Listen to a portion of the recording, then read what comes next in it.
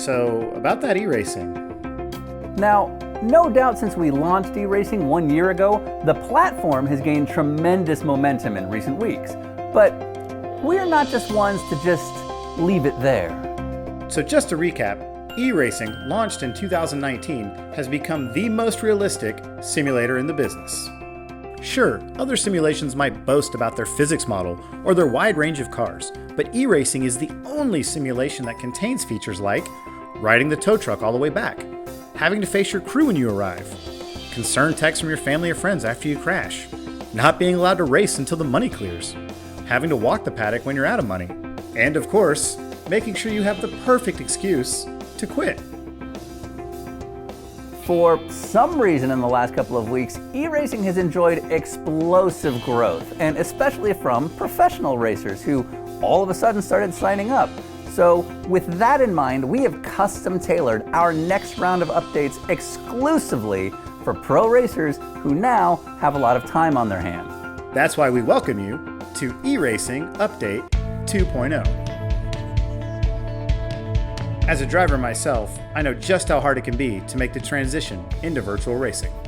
The first thing you'll notice is, man, some of these virtual racers are fast. Like crazy fast, right? And if there's one thing I know about sports car racing, it's that if you're not fast enough, that's just not fair. And that's why e-racing is the first to introduce virtual driver ratings. That's right. Now, in order to get your e-racing license, you'll have to send in your application to the FEA, which is a dedicated software group in Europe who pays no attention to American sim racing whatsoever, but it gives us a good wall to hide behind when our clients are upset.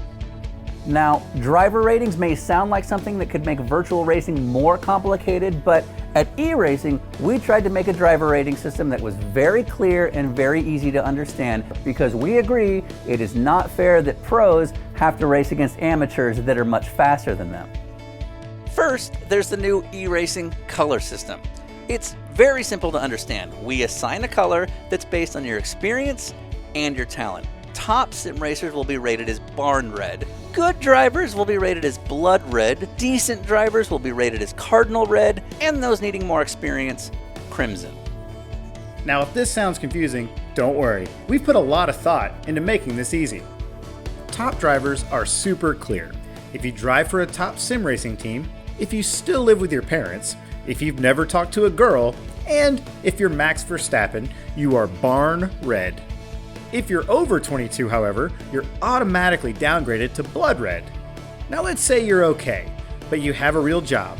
Then chances are you'll be rated as cardinal. Cardinal rated drivers have a job, have some sense of social life, understand that this is supposed to be fun, and likely never speak on the e-racing radio. And finally, there's crimson. To become crimson, it's very simple. Just get yelled at by everyone else who doesn't understand that it's supposed to be fun, and that also your sense of self-worth isn't based on driving a racing game. Oh, you f***ing donkey. If you just drove back online like that, you'd be dead, wouldn't you? And the world would be a better place. Also, if you're Ray Alfala, you're just not invited. Wait, what?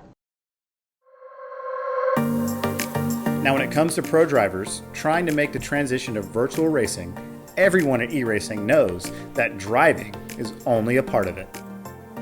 Our first feature is e-racing's new walking interview.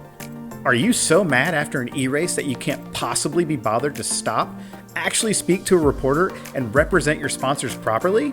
No problem. With e-racing's angry interview feature, you can just keep walking while the media burdens you with trying to do their job. Guys, I guess they're too mad to talk. Back to you up in the booth. Everyone at e-racing understands the value of social media. So that's why in our new update, we've added several new features that show you're putting in the work. Now, you're not really a pro racer unless you take 15 shots of yourself at your home gym. And that's why with e-racing, we've built the same feature right into the simulation. With our InstaGym app, your avatar never stops showing the world how you're totally race ready. Still referring to your race car as an office? We got you covered. As soon as you log in, we'll automatically upload photos of your sim rig so that everyone sees your new office. Now, if you want to look like you have a personality on our e-racing platform, but you're not sure how, well, we have a new feature, It's called ePup. With ePup, even if you don't have a personality, our virtual dog will give you something to post about constantly, even if you're really not that interesting. We've even developed this with some of the most benign in the business, like NASCAR winner Alex Bowman. ePup? Come on! Or why not get private coaching from the master himself, Simon Passion. Wait. Is that why you wanted us on the video? Now, our new features don't just stop with driving. eRacing 2.0 also has brand new PR and broadcast updates as well. With eRacing's new trade show feature, for those trying to get into driving, we've added a new plugin that allows you to virtually walk any major trade show just so you can feel like you're in the scene. We'll even tweet for you with such posts as hanging out with my bros at some generic wraps company, or simply making it look like you're a VIP at a party that really anyone can get into. And don't worry, just like real trade shows, when a new driver shows up in an e-racing trade show, it's still pointless.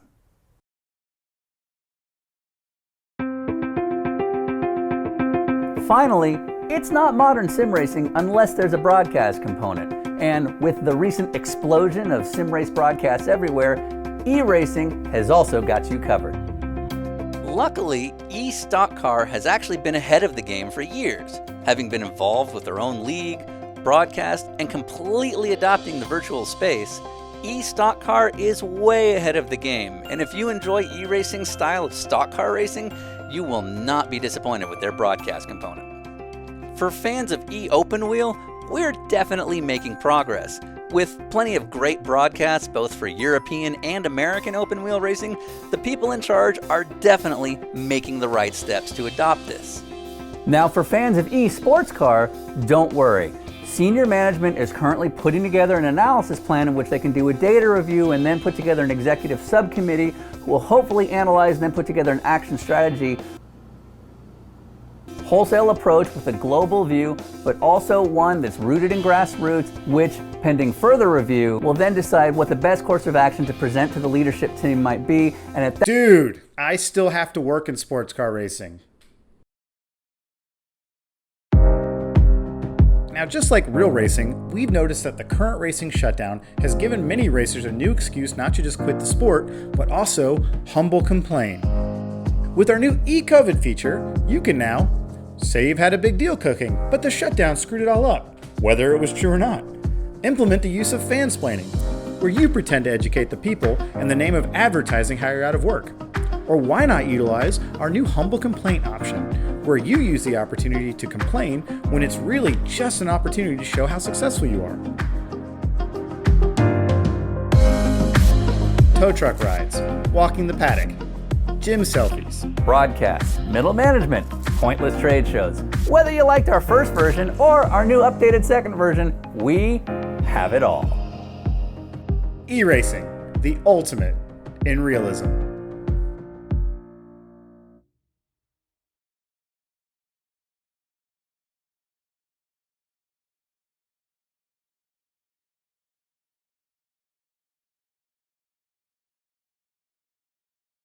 This is the blind uphill turn. You got to be set for it and flat out, and you don't know where it's going. And then all of a sudden, here you know where it's going. Nice runoffs practically everywhere. Yeah, that you need them. Dick Ray was so happy about that. He goes, we have a lot of good stuff to work with here. We're not going to have to push and pull a whole lot of dirt.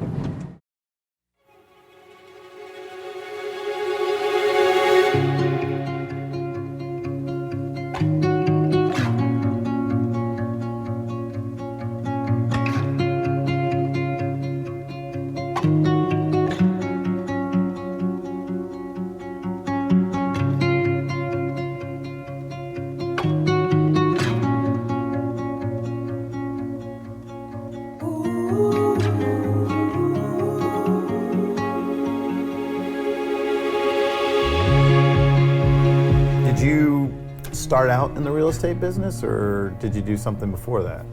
My business card, it says Harvey Siegel, serial entrepreneur. Okay. Okay. And this was back when you could say entrepreneur and it meant something. Because now it's like a dating profile that means you're unemployed. I never thought of that. So at sort of the core of your business success has been sort of the commercial real estate sector. And Shopping centers became my, quote, career business. Somebody suggested I take a shot at vintage racing. And we were getting shut out of the regular tracks because the other sanctioning bodies were consuming the weekends. Okay. Yeah. So we need a place where we can go and sort of a home. So I started to look at all the racetracks. I wanted to have a more upscale experience for my family, which is really what inspired me to take it to the next step. I said, how about, would you go to a racetrack if it was more like a country club than it was like a racetrack? And she said, well, I'd try it. The first time I went to see VIR, it's been sitting here vacant for 25 years. He showed me the road. It was now all red clay, with ruts all over it. When we drove there, the cows were at the top of the hill. Grass was growing out of every possible crack you could see. I got the call from Harvey's number 2 person, Peggy, that he had put a track in Virginia under contract and asked me if I knew where Danville was. And I said, well, doesn't everybody? I grew up half hour from there, Martinsville. And I came to New York and interviewed with Harvey, and the rest became history. So I'd never been to a racetrack in my life, never got invited to Martinsville. Connie, having been a local gal, brought up in the area, was familiar and comfortable down there and had a lot of friends with whom she could counsel. So you've mentioned your father. Earl Green is a name that's just known within the area, and that's the credit system that you need. Yeah, out that here in gave me Southern street Virginia. credits right there. If Harvey had not done this, God only knows. And it was a township committee, the process by which I could be considered to be the candidate to resurrect the Virginia International Raceway. Well, Mr. Siegel, you're the 8th man to come down in front of this board to tell us they're going to do that. I said, I understand that, and I realize that others may have suggested that they were going to do it, but I believe that I have the financial ability, the vision, and the capability to do it, and the time. Mr. Siegel, we've talked about it, and we have decided that we're going to let you do that. Turned to Connie and I said, what does that mean? Wow. A real estate developer with a blank piece of paper, its own, nobody telling him what to do, where to site the buildings. What I want to do, I can do.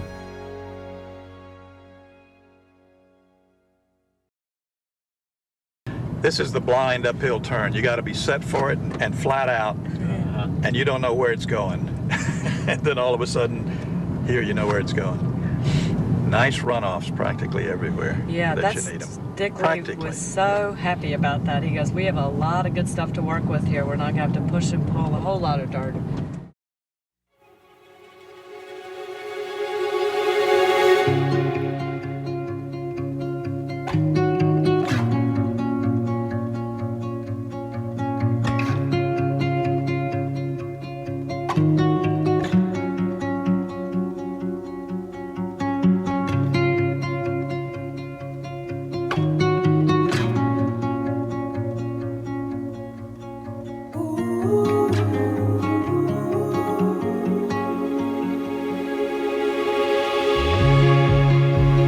Did you start out in the real estate business, or did you do something before that? My business card, it says Harvey Siegel, serial entrepreneur. Okay. Okay. And this was back when you could say entrepreneur and it meant something. Because now it's like a dating profile that means you're unemployed. I never thought of that. So at sort of the core of your business success has been sort of the commercial real estate sector. And Shopping centers became my, quote, career business. Somebody suggested I take a shot at vintage racing. And we were getting shut out of the regular tracks because the other sanctioning bodies were consuming the weekends. Okay. So we need a place where we can go and sort of a home. So I started to look at all the racetracks. I wanted to have a more upscale experience for my family, which is really what inspired me to take it to the next step. I said, how about, would you go to a racetrack if it was more like a country club than it was like a racetrack?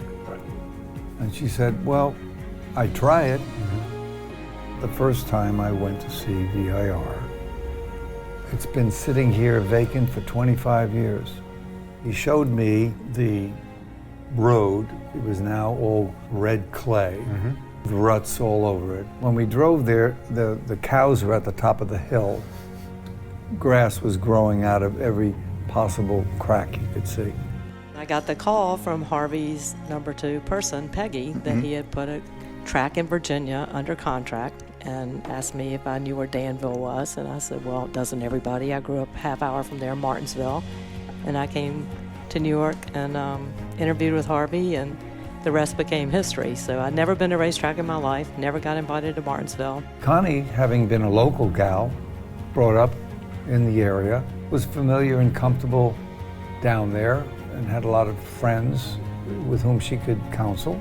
So you've mentioned your father. Earl Green is a name that's just known within the area, and that's the credit system that you need.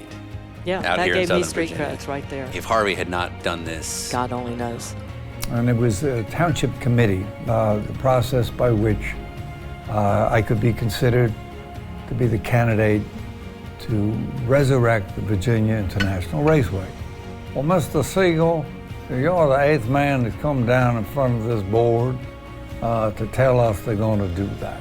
I said, I understand that, and I realize that others may have suggested that they were going to do it, but I believe that I have the financial ability, the vision, and the capability to do it, and the time.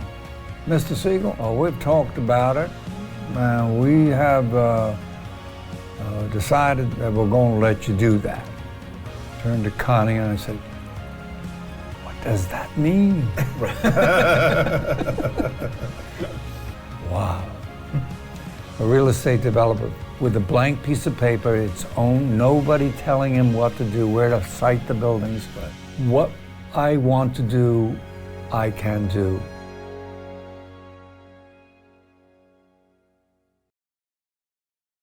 This is the blind uphill turn. You got to be set for it and flat out, and you don't know where it's going. And then all of a sudden, here you know where it's going. Nice runoffs practically everywhere. Yeah, that that's you need them. Dick was so happy about that. He goes, we have a lot of good stuff to work with here. We're not going to have to push and pull a whole lot of dirt.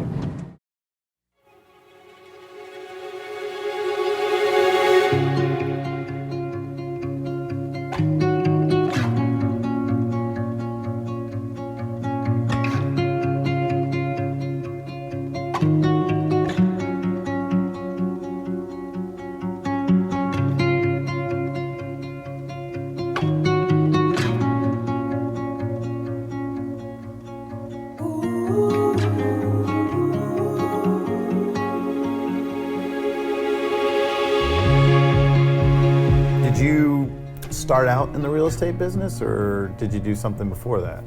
My business card, it says Harvey Siegel, serial entrepreneur. Okay. Okay. And this was back when you could say entrepreneur and it meant something. Because now it's like a dating profile that means you're unemployed. I never thought of that. So that's sort of the core of your business success has been sort of the commercial real estate sector. And Shopping centers became my, quote, career business. Somebody suggested I take a shot at vintage racing. And we were getting shut out of the regular tracks because the other sanctioning bodies were consuming the weekends. Okay. Yeah. So we need a place where we can go and sort of a home. So I started to look at all the racetracks. I wanted to have a more upscale experience for my family, which is really what inspired me to take it to the next step. I said, how about, would you go to a racetrack if it was more like a country club than it was like a racetrack? And she said, well, I'd try it. the first time I went to see VIR. It's been sitting here vacant for 25 years.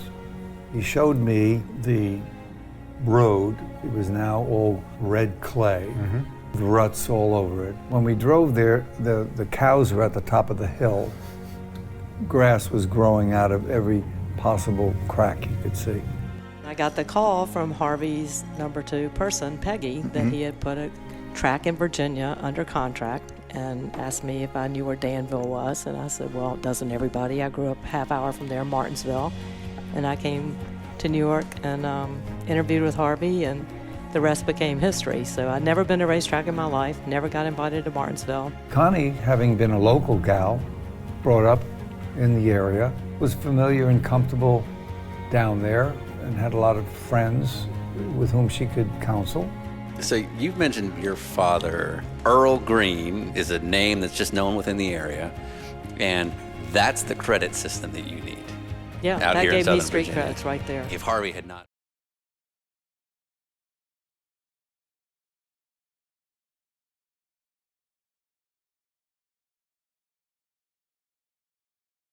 Some technical stuff at the moment, so you guys should be able to hear me. If you could let me know in the chat room, that would be great.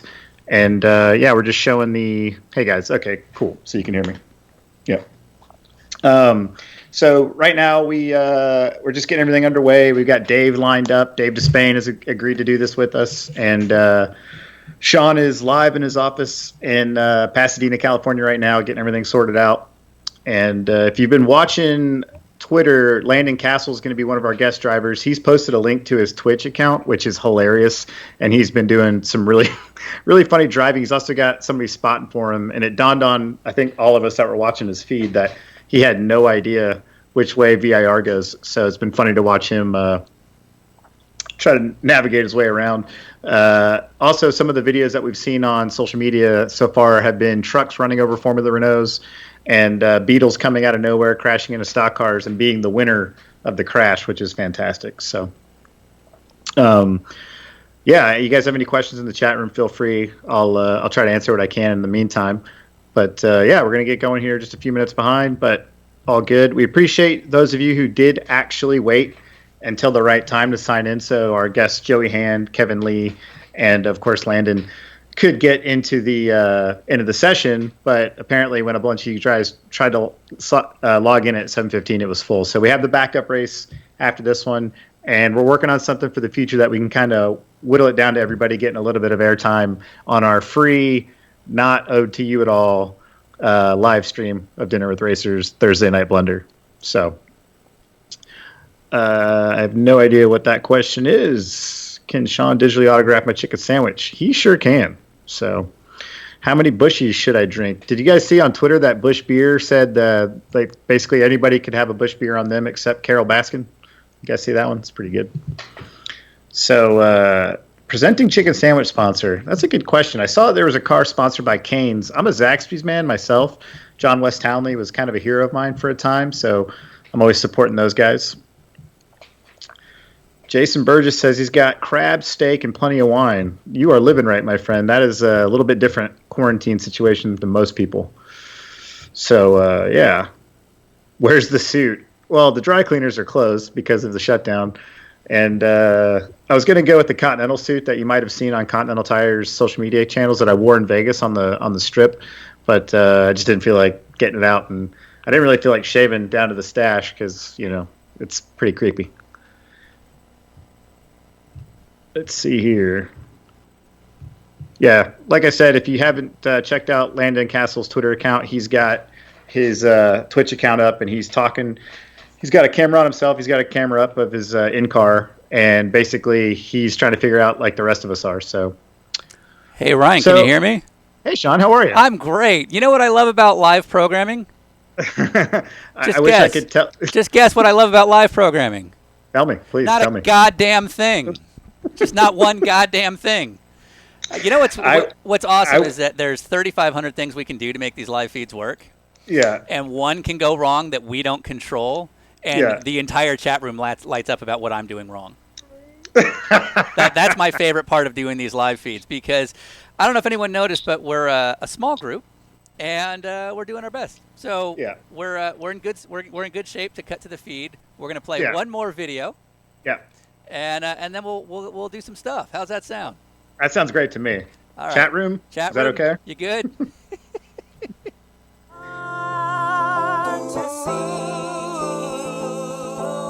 The hang-ups we have today, we need to stand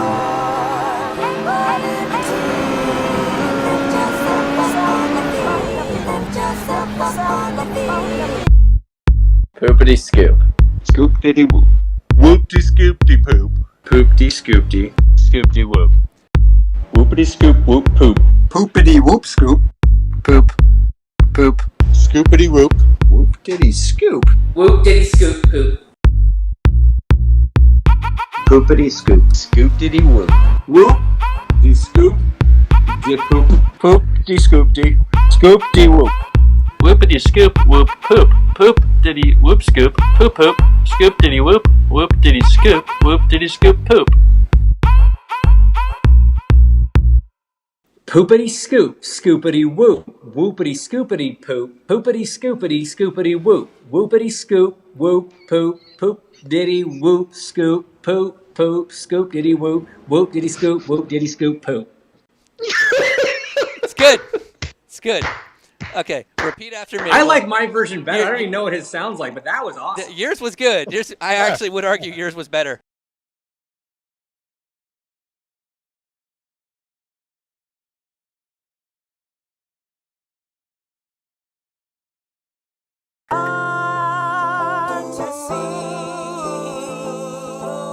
the hang-ups we have today, we need to stand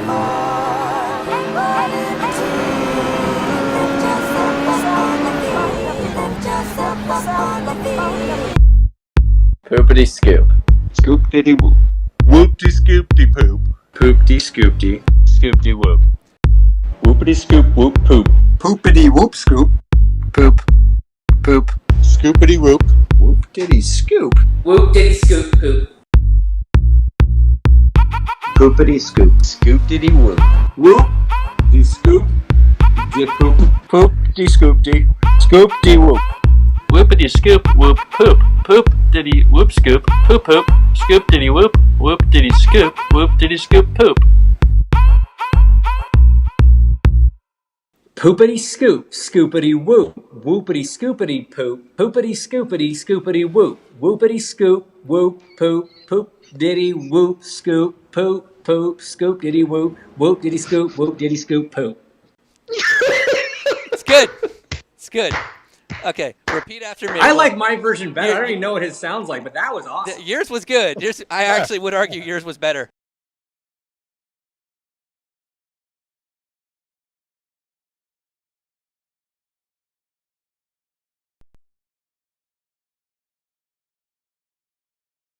We're on a road trip.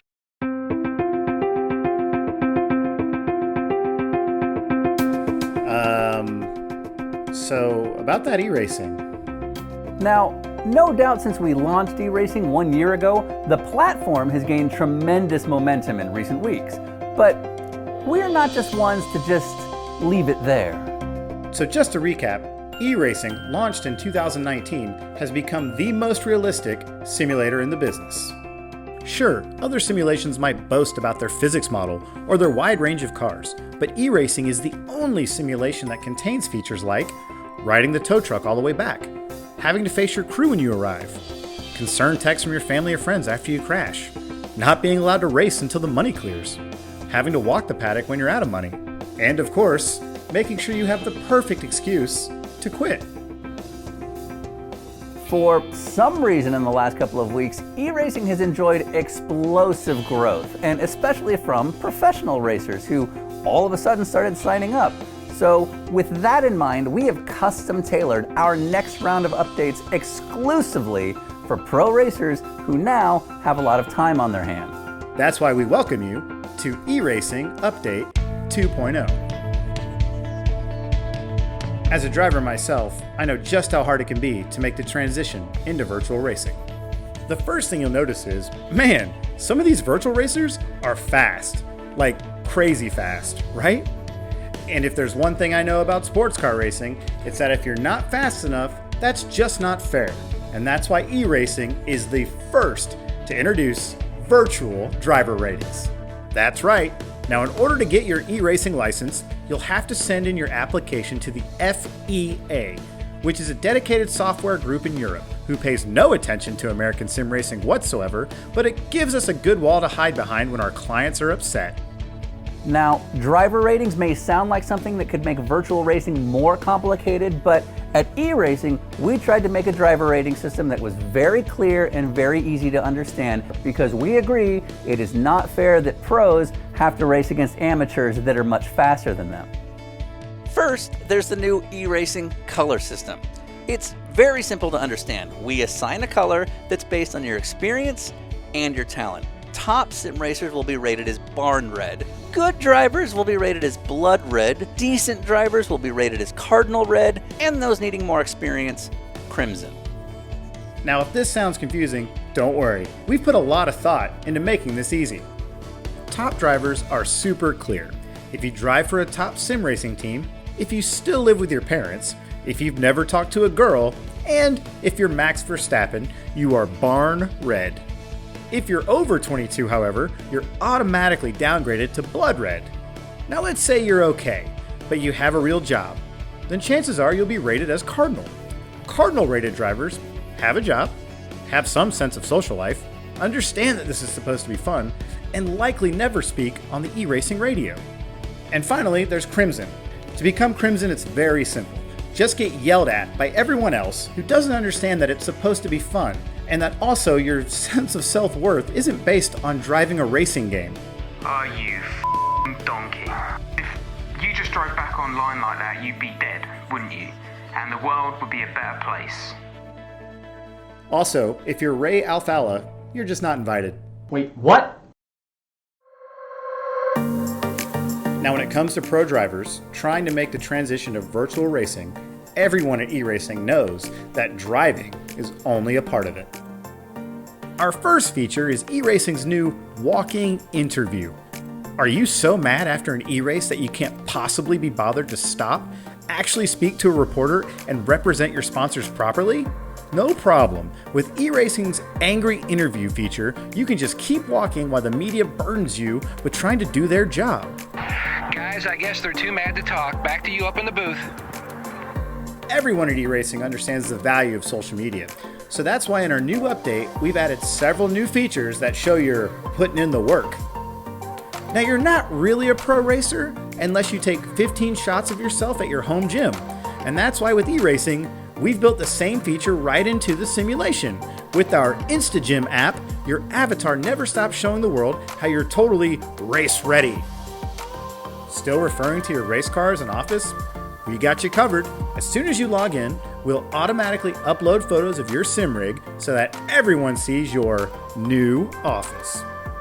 Now, if you want to look like you have a personality on our e-racing platform, but you're not sure how, well, we have a new feature. It's called ePup. With ePup, even if you don't have a personality, our virtual dog will give you something to post about constantly, even if you're really not that interesting. We've even developed this with some of the most benign in the business, like NASCAR winner Alex Bowman. EPUB? Come on! Or why not get private coaching from the master himself, Simon Pageant? Wait. Is that why you wanted us on the video?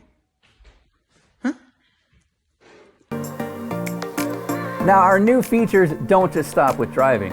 E-Racing 2.0 also has brand new PR and broadcast updates as well. With e-racing's new trade show feature, for those trying to get into driving, we've added a new plugin that allows you to virtually walk any major trade show just so you can feel like you're in the scene. We'll even tweet for you with such posts as hanging out with my bros at some generic wraps company, or simply making it look like you're a VIP at a party that really anyone can get into. And don't worry, just like real trade shows, when a new driver shows up in an e-racing trade show, it's still pointless.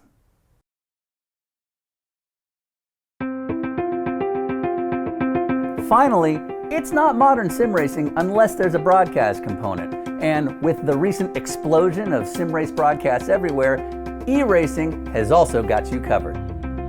Luckily, eStock Car has actually been ahead of the game for years, having been involved with their own league, broadcast, and completely adopting the virtual space. eStock Car is way ahead of the game, and if you enjoy e-racing style of stock car racing, you will not be disappointed with their broadcast component. For fans of e-open wheel, we're definitely making progress. With plenty of great broadcasts both for European and American open wheel racing, the people in charge are definitely making the right steps to adopt this. Now for fans of eSports car, don't worry. Senior management is currently putting together an analysis plan in which they can do a data review and then put together an executive subcommittee who will hopefully analyze and then put together an action strategy. Wholesale approach with a global view, but also one that's rooted in grassroots, which, pending further review, will then decide what the best course of action to present to the leadership team might be. And at Dude, I still have to work in sports car racing.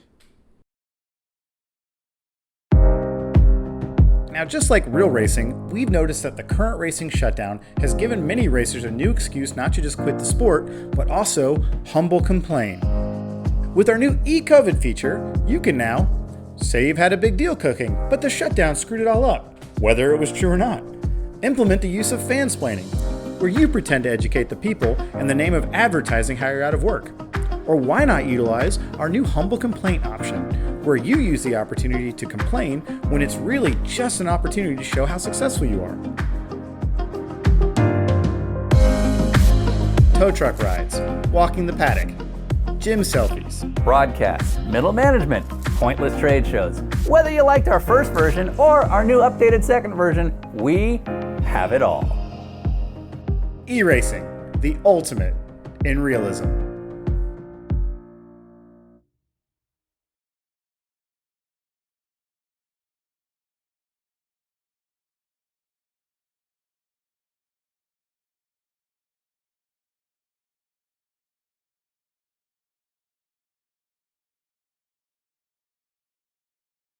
We're on a road trip!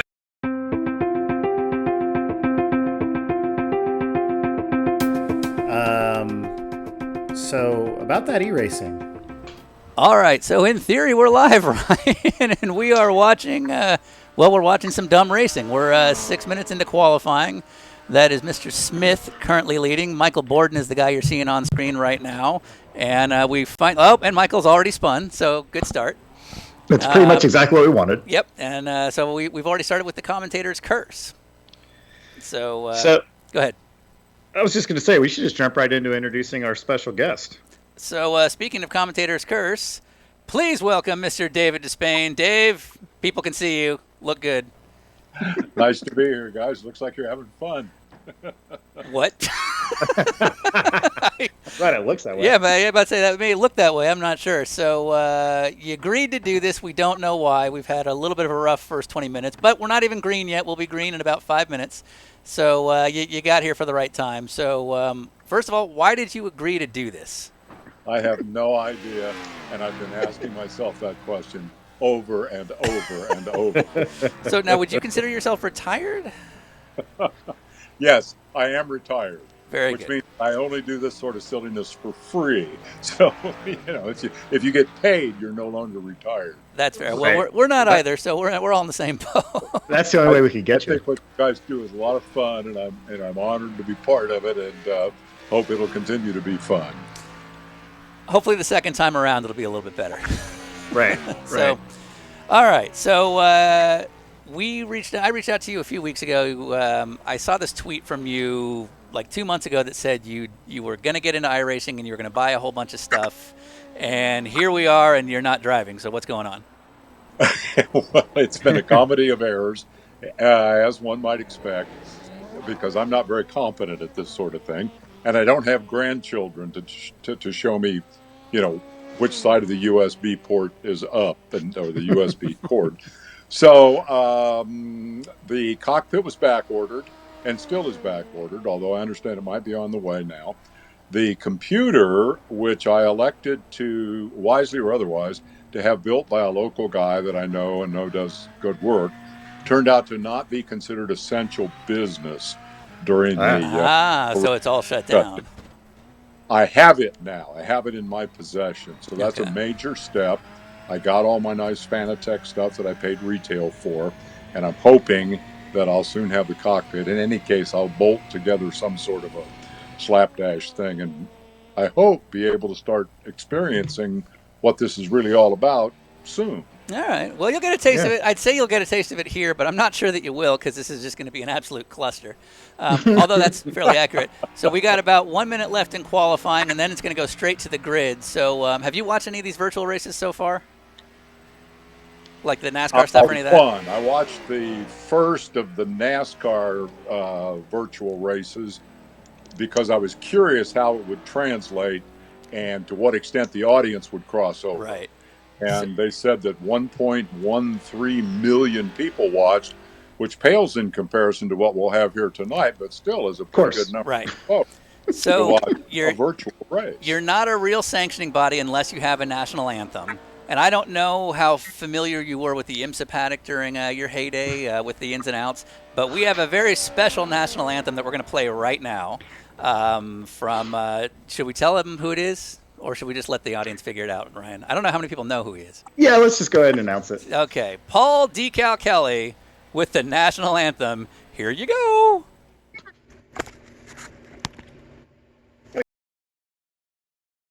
Can you see? Start over. By the dawn's early light. Okay, we got the dawn's early light on now? Yep. Say, can you say, by the dawn's early light, what so proudly we hailed at the twilight's last gleaming, whose broad stripes and bright stars through the perilous fight, for the ramparts we watched were so gallantly streaming, and the rockets red and glare, the pumps bursting in air, they proved through the night that our flag is still there. Oh, say does that star-spangled banner. It's waving. O'er the land of the free and the home of the brave. Play ball! Oh, wrong sport. Sorry, guys. Start your fake engines. Start your. All right, thank you, Connie Nyholm. That was the president of Virginia. Let me try that again. The president of Virginia. I'm a little tired. Ryan, who was that? That was Connie Nyholm, the president and owner of Virginia International Raceway, and one of our favorite people in the entire paddock. All right, so Dave, you're new to this. We're doing a standing start. We have NASCAR Cup cars. We have Formula Renault. We have GRC cars. We have Pro Truck Light. And the standing start should be interesting because it looks like we have two guys in the Cup category on pole, which should make sense. But them getting off the line will be a little bit of an adventure. So we'll see. We'll see how it goes. We're going from red, and here we go. We are green, and the GRC car. Wow, the GRC cars definitely get the jump. Massive jump. Wow, look at that through the grass. Yeah. Everything we expected. And now, go ahead. Oh, we got some cars way off on the outside of turn one. Jeez. Now, just so everybody understands, the rules on track limits for us is we, as a series, don't enforce any track limit. So if people go off, they go off.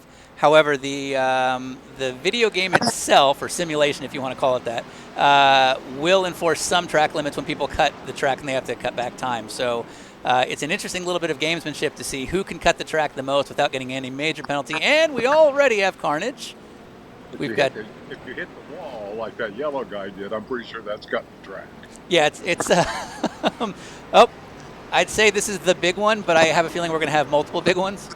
Right. Oh, just come right back on the track like that. Huge crash. We see a Formula Renault in the air, And there's a truck rolling in the background, so things have started out exactly how we hoped they would. Exactly. We're looking at a slow-mo of Dayton M. Barr, or Dalen, excuse me, who went way wide. And completely independent of him, we have a, looks like a Volkswagen Beetle just completely losing it all on his own. Maybe he was distracted, maybe not. Maybe he's listening. Yeah. It's the, all right, so commentator's curse, Dave Despain. Is that a thing? Have you experienced this? I've never been accused of that, that I can recall. Now, there may have been some guys after the fact who wanted to blame something that happened on me, but yeah, the Sports Illustrated cover thing, I don't recall ever having had that. Fair what enough. I am here watching this in just less than a lap is the great Willie T. Ribbs story at his first Cup drivers meeting when they got all, they went through the whole routine and they'd introduced Willie, and because it was his first race and he was something of a celebrity, they got all done and said, are there any questions? Willie raised his hand and said, yeah, can you pass in the grass? And it apparently got a bit of a reaction. From these guys who really only barely knew who this guy was. He was just sort of a sports car guy. So, have you seen Uppity, by the way? I have not. Okay, they actually cover that. I don't understand this about retirement. I am so busy. I haven't watched Uppity. I've got a long, long list of stuff I haven't looked at, stuff I haven't read, but I don't know what I do all day. So it's. My parents asked the same thing of me. All right, so if you're not seeing a whole lot of stuff, have you seen Tiger King? It's probably our most important question. Have not seen it. Oh, what are you doing? What are you doing up there? Well, in truth, and people may find this weird, I never watched television. My joke used to be, I don't watch television, I make television. Okay. All right. Ryan, are you going to start doing that? You watch. Ooh. Yeah, that's my new thing. And then it disappeared. That's good. Yeah, That's if you a can figure out how to solution do to that on traffic. purpose, you got something going for you. Disappeared. And we see looks like one of those Beetles just going to shortcut the S's, go straight right through the grass like that. I've tried that before on accident. Did not work out so well. Do we get replays of stuff like that? Yeah, we'll get a few replays here and there. So we had to change things up a little bit technically, so we won't have as much control of the video feed that we see as we were kind of hoping to, but that's just sort of the casualties of live TV, I guess. So Andrew Pinkerton just went around, and it's worth noting Andrew is a veteran of our DWR series, and he's actually been very instrumental in helping us get this particular race set up. So it's unfortunate to see him. It looks like he got turned by one of the special custom livery Volkswagen Beetles. And interclass mingling is going to be a thing all day here as the Formula Renaults start to kind of stretch their legs and use their braking and cornering speeds. I'm really curious to see how they do in terms of impact with other vehicles. It's got to be a little intimidating to run one of those in on the inside of a Cup car or an off-road truck, I would think you would feel a little vulnerable. For sure. And, obviously the big thing is, of course, no one wants to get hurt.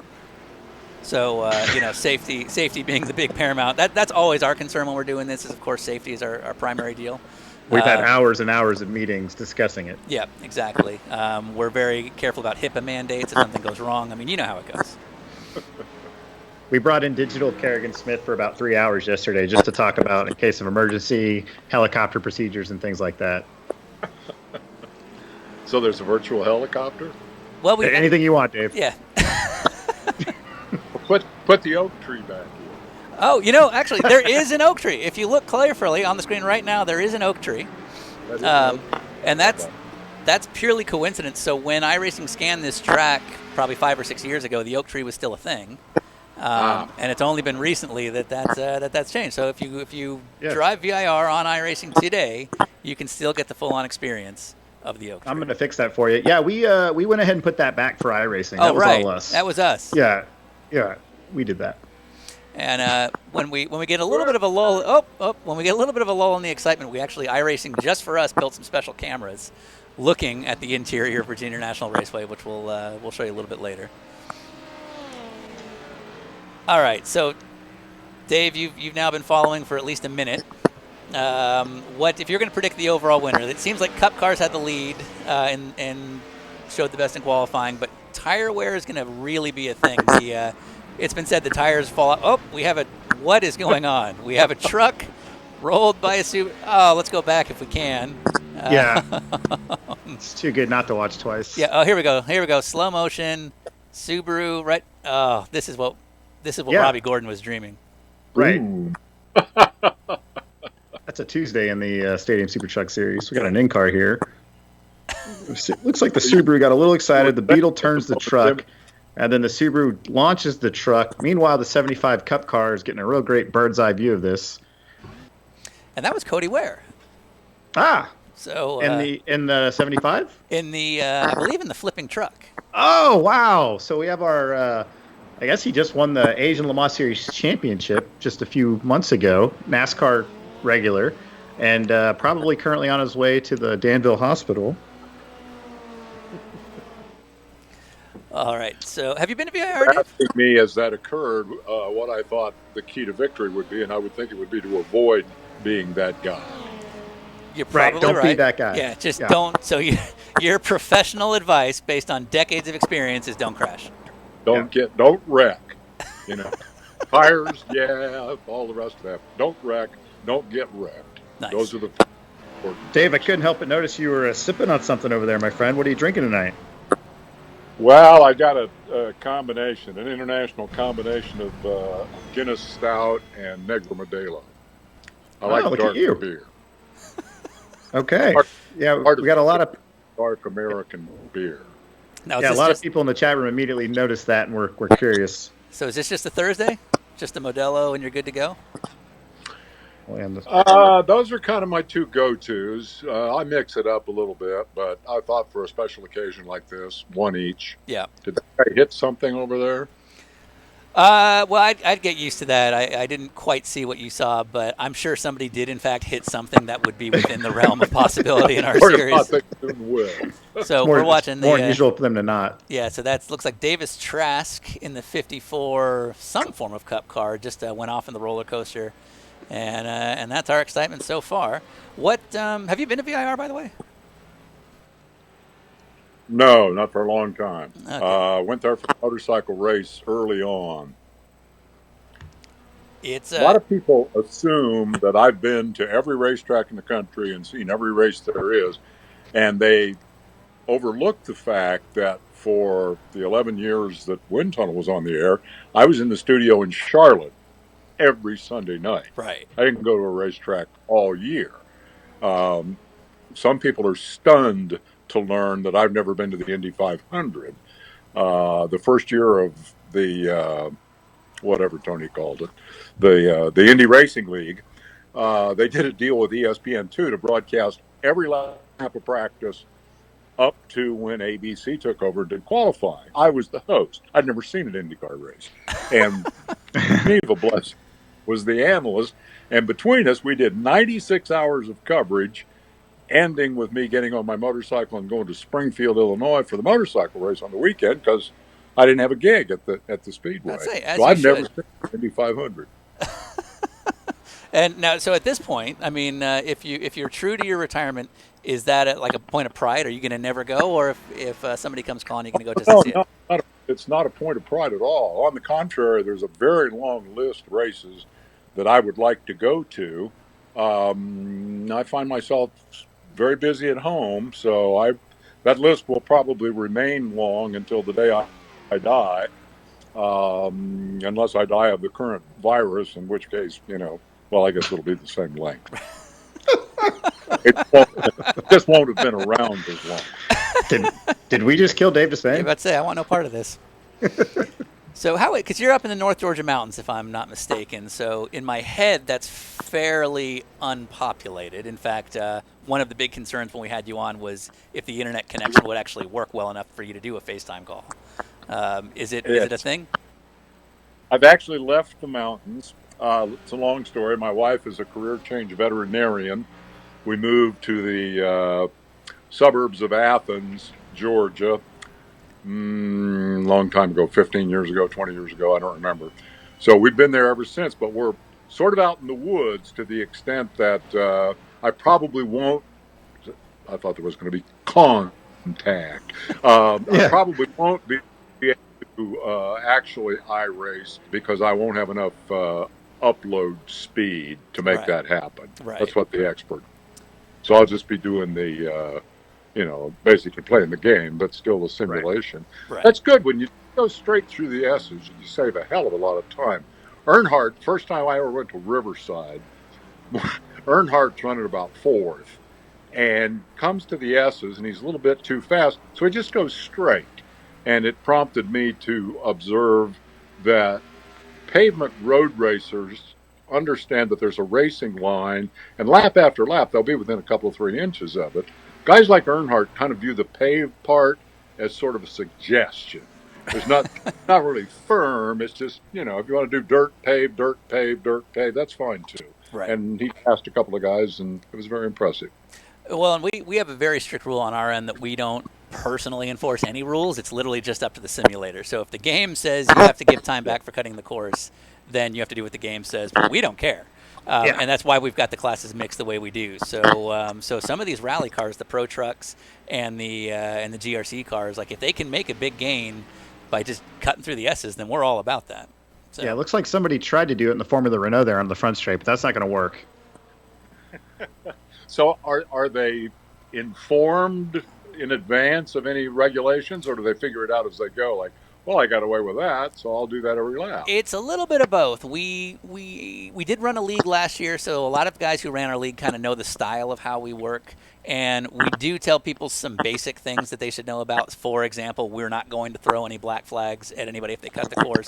However, if they run into one that the game imposes, that's on them. So they do know those sort of things. Whether or not they connect the dots on how to cheat the best, that's kind of up to them. And we don't like to tell people too much because you do have resources to figure things out on your own. And if there's one thing that Ryan and I have both learned just in the last week of getting people signed in, it's that sometimes more information is too much, because then people just can claim ignorance all the time. You broke up pretty during some of that. Did you say something about yellow flags?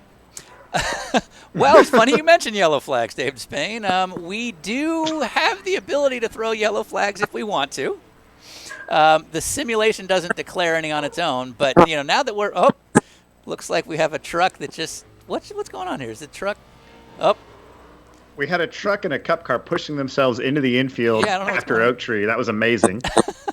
So Chip DeSharoon, it looked like he just literally just drove right into him and lost his bumper in the process. Okay. Everything I've seen here, I've seen in the real world, so it's all accurate to me. Right. All right. So, like I was saying, there are no.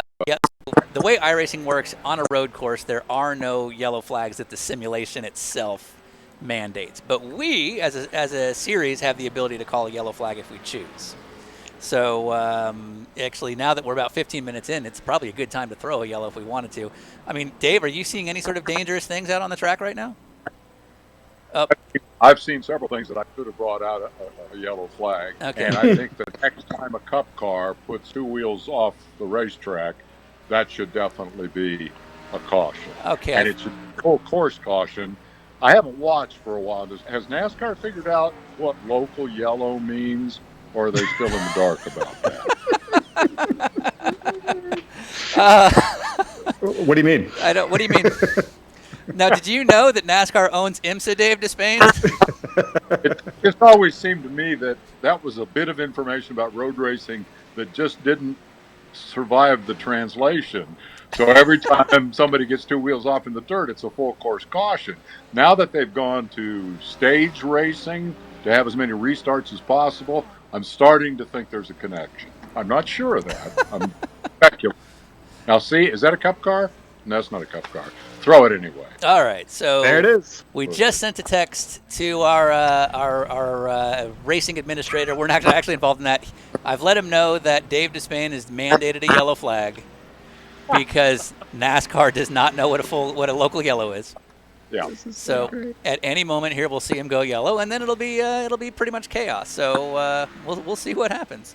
As much as we have fun at their expense in moments like these, what a terrific job iRacing does. I mean, I haven't even done it yet, and I've figured that out. It's pretty impressive. Yeah, we've. I got to say, it's been really cool. I mean, we were doing our dumb league starting last year just for fun, but obviously we we have very limited resources in our ability to do these broadcasts. And seeing folks like NASCAR, I mean, NASCAR's been part of this for a while now, but even IndyCar and some of the folks who realize that there's an opportunity to broadcast has been pretty cool for all of us to see, I think. Hey, Sean, how about a rundown on our guests? I know we have Landon Castle running in the top 7 overall, but how about Mr. Joey Hand? I actually don't know where Joey is. I don't have the ability to look, but we can call him. You want to call Joey Hand and see what's going on? Well, the yellow just came out. Might as well do it now. Yep, hold on 1 second. Let's, you're just going to hear the phone ring live. I mean, we've got a huge team of audio techs working on all this. Massive crash under yellow in turn 1 here.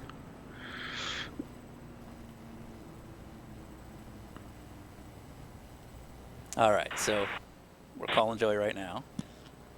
Oh, that was loud. And Dave and Ryan, you're not going to be able to talk. It'll have to go through me. Sure.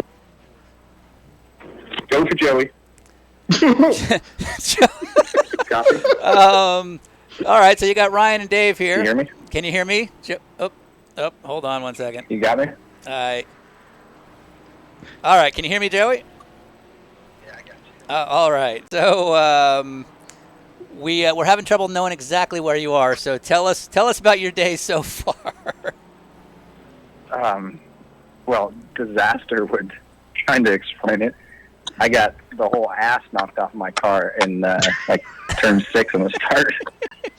And come to find out, turn 6 on a tow truck is about 2 minutes and 40 seconds tow length.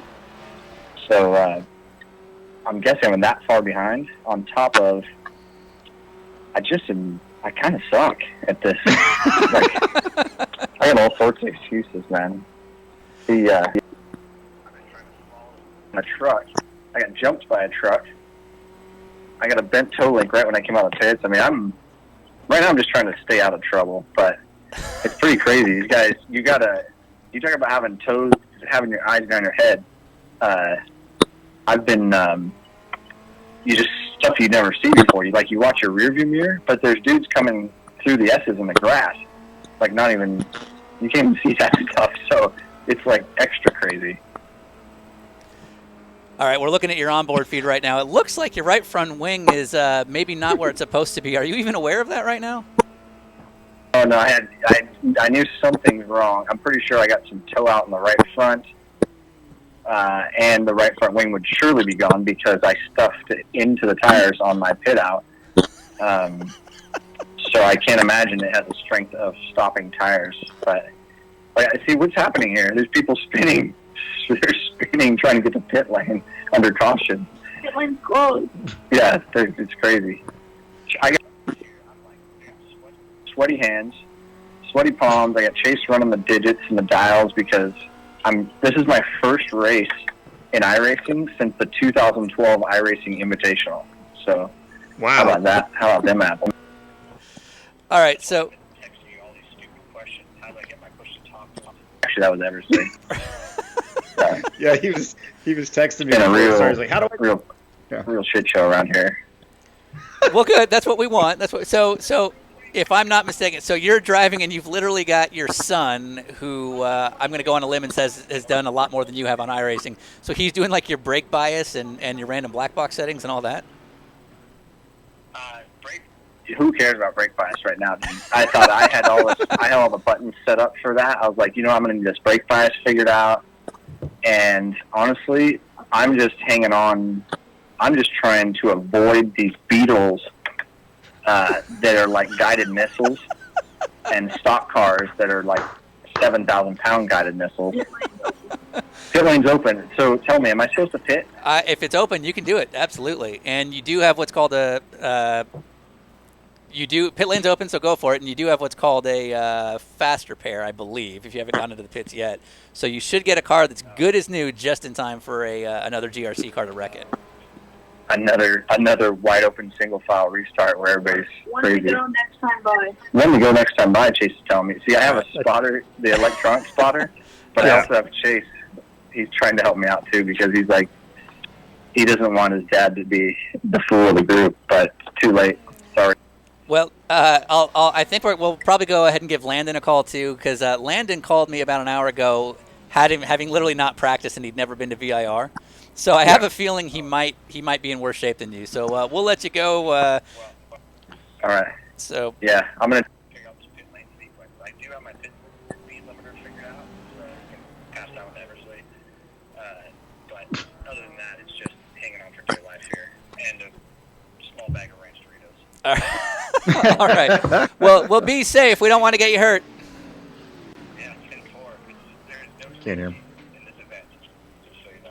All right, dude. I'll see you. Thanks, dude. All right. So that's our first in-car report. Yeah. Landon's actually had a pretty good run. I don't know how he's doing on these pit stops, but he was running like 6th or 7th overall. Okay, let's give him a call. Yeah. So let's switch over to Landon Castle. Where is he? He's 6th right now. He's doing okay.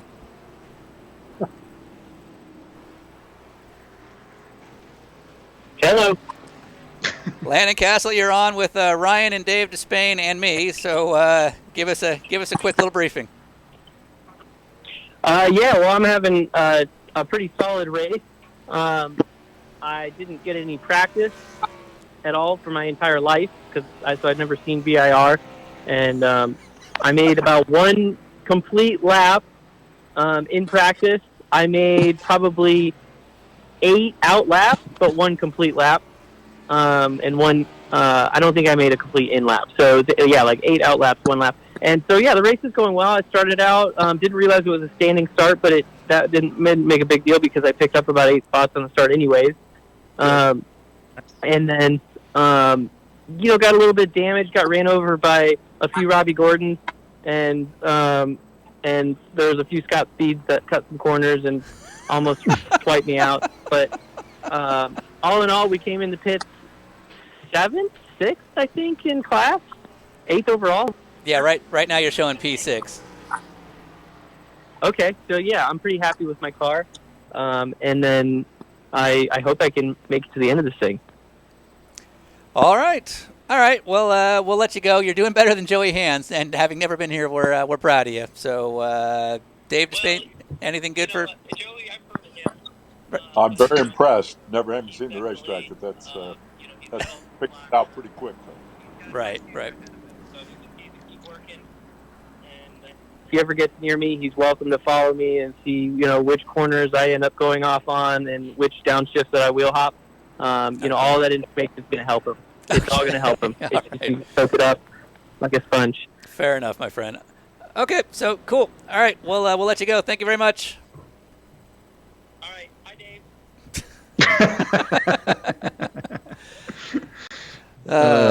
Yeah, Landon Castle. I was listening to his. I was watching his Twitch stream before we got going in the practice session, and he flat out had no idea where to turn, where to brake.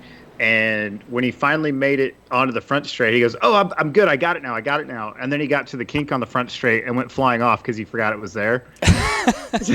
So it was great to hear the confidence, and then complete deflation right away when he went flying off the road. Yeah, absolutely. So, all right, Tyler, if you're listening to this, if you want to go over to Mr. Lee, and we'll see what's going on with his deal. So Kevin Lee. Kevin Lee. So Kevin Lee's a NBC Sports reporter, does a lot of IndyCar stuff. He does a podcast of his own. He's a really good guy, and he's been a big fan of our show for a while. So we're happy to have Kevin with us. And we're just getting everything queued up here.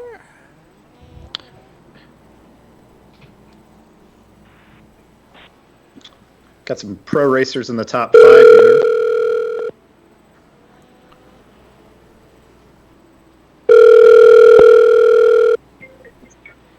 Hello, Sean. Hello, Kevin Lee. So you're on with Ryan and Dave and myself.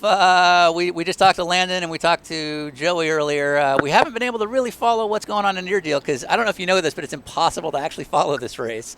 So tell us a little bit about your day so far. Possible to drive this race, so yeah, it's pretty equal. All right, so the adventure so far. So you're in a Formula Renault. You got a couple days in.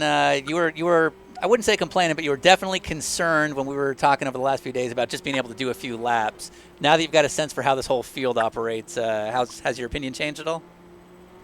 So I haven't really done iRacing for about 5 years. We got it when my son was maybe 10 or 11, and I started with him and would do like street stock races and skip barber, and wasn't very good at it.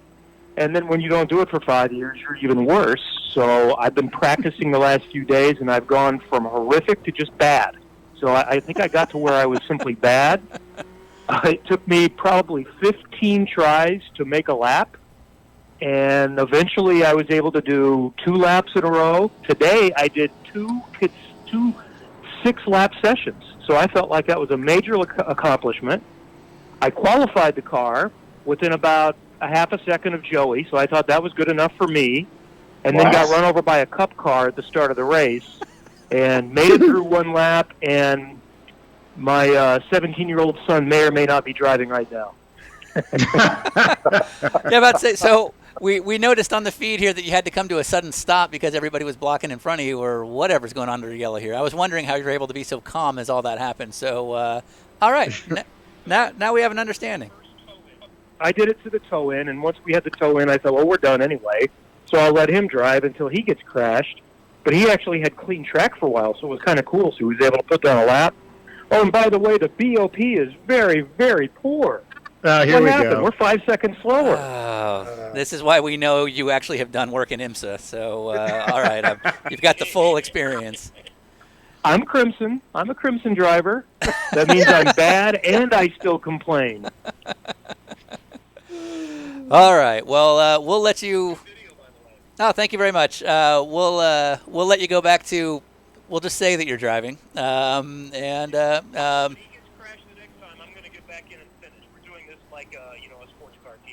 right. Good. Cool. All right. Well, yeah. Keep doing whatever's that you're doing. All right. See ya. Thanks, Kevin. All right. There we go.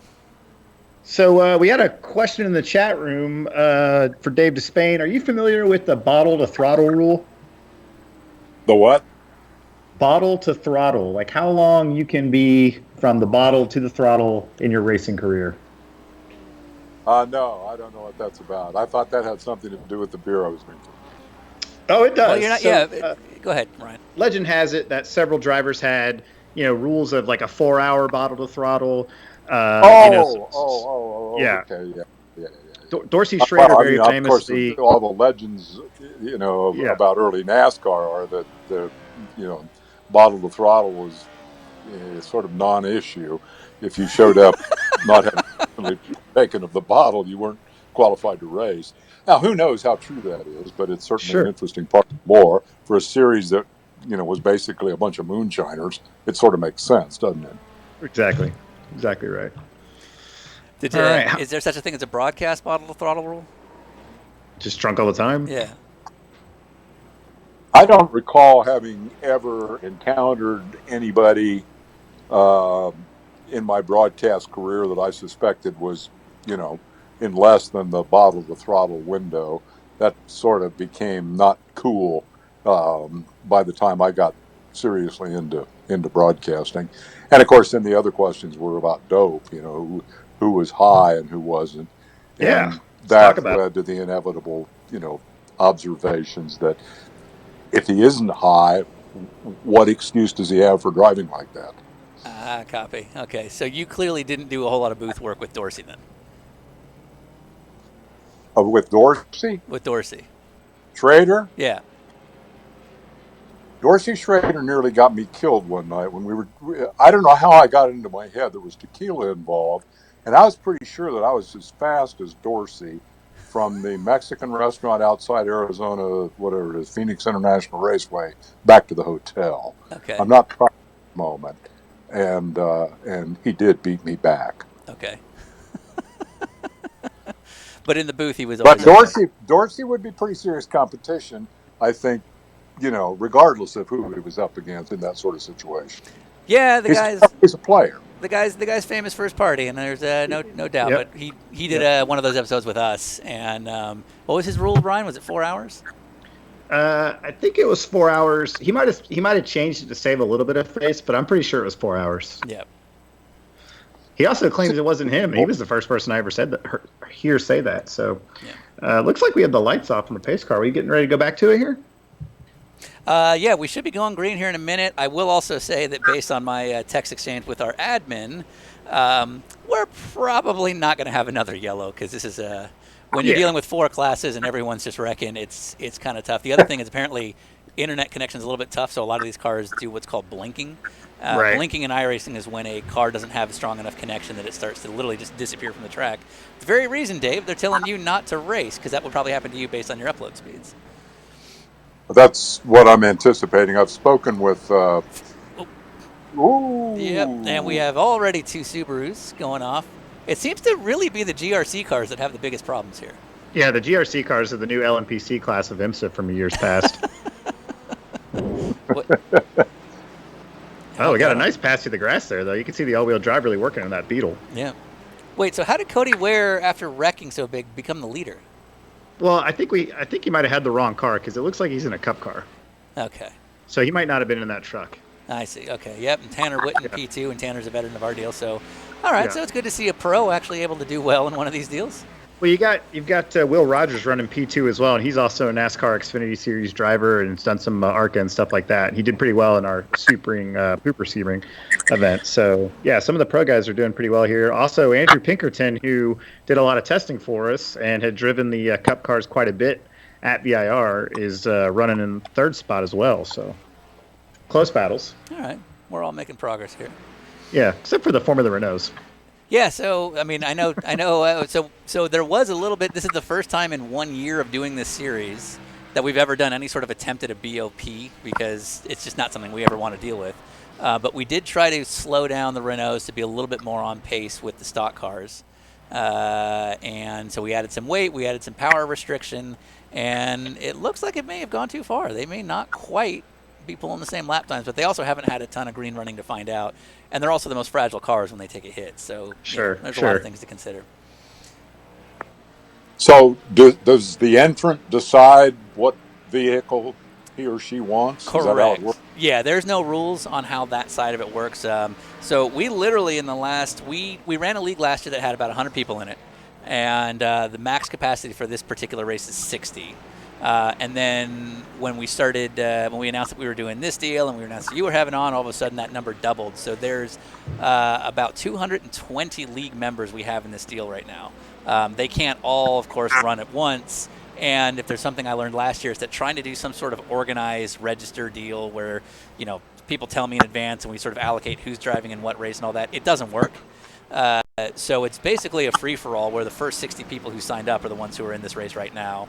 And it won't be for broadcast, but we will do a second race right after this for the people that didn't get into this race. I see. So that's the excitement. Yeah, so for our guests in the chat room, if you have any questions specifically for Mr. Dave Despain, now's the time to ask him. We've got some requests for him to do a little bit of Whoop Diddy Scoop for us. Oh, God, I don't know if I have those lyrics. Now, I don't know if you remember our podcast from a couple of years ago, Dave, but we had you do some rap lyrics for us. And rap lyrics are apparently always successful. We had Mario Andretti do it. We had, who else did we have? Dario Franchitti do it? Yeah, I believe we had Dario, and then Dave obviously did some as well. Exactly. So, Dave, are you a big Kanye West fan? Am I a what? A big Kanye West fan? No. All right. Let me see if I can. We're going to see if we can talk you into some lyrics. We don't necessarily need to do it, but while I pull that up, Ryan, tell me what else is going on. Oh, we got just the same kind of on-track battles that we've been seeing. I'm surprised not any of the Pro 2 trucks are near the top 10, but really good battles in between the Cup cars and the GRC cars. Now I think everybody's settled down, and the chat room's enjoying the racing. But also we had a question, which was a traditional question of Dinner with Racers. It was who would Dave punch in the face if he could and get away with it? What? I didn't get it. We used to ask a lot of people who would they punch in the face, and so there was a question in the chat room about that. Who would I punch in the face? Yeah, who would you just give a good punch right in the face to? I'm non-violent, but anybody in charge of the management of the current health crisis appears to me to deserve some consideration. There you go. That's All right. a fair answer. That's a fair answer right there. Tactful and very PC for racing. I like it. So one of the other questions people, or not question, but suggestions was, should we get to do a drink with Dave?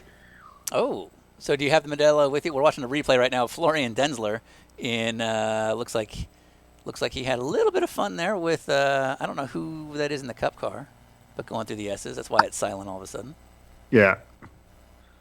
Yeah, these slow motion replays are awesome, but yeah, not sure how that happened. But yeah, if we could, if Dave, if you've got your beer there, I think the whole chat room would like to hold up a drink and have a little toast with you.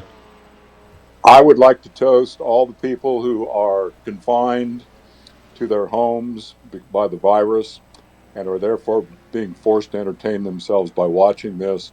My sympathies to all of us, including me.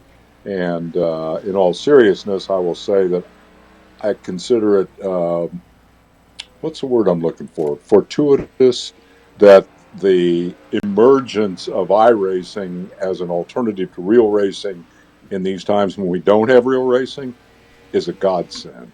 I mean, really, seriously, it's sure fun to watch cars go around the racetrack, even if they're not real cars. Yeah. Nice. Well said. Cheers. Cheers. Here.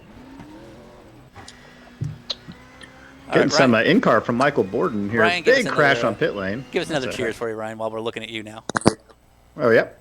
I got to get more wine. I'm about out. But cheers, everybody, to what Dave said. Good. And I'm going to be interested, in all seriousness, to see how this evolves, assuming life comes back to some sort of normalcy.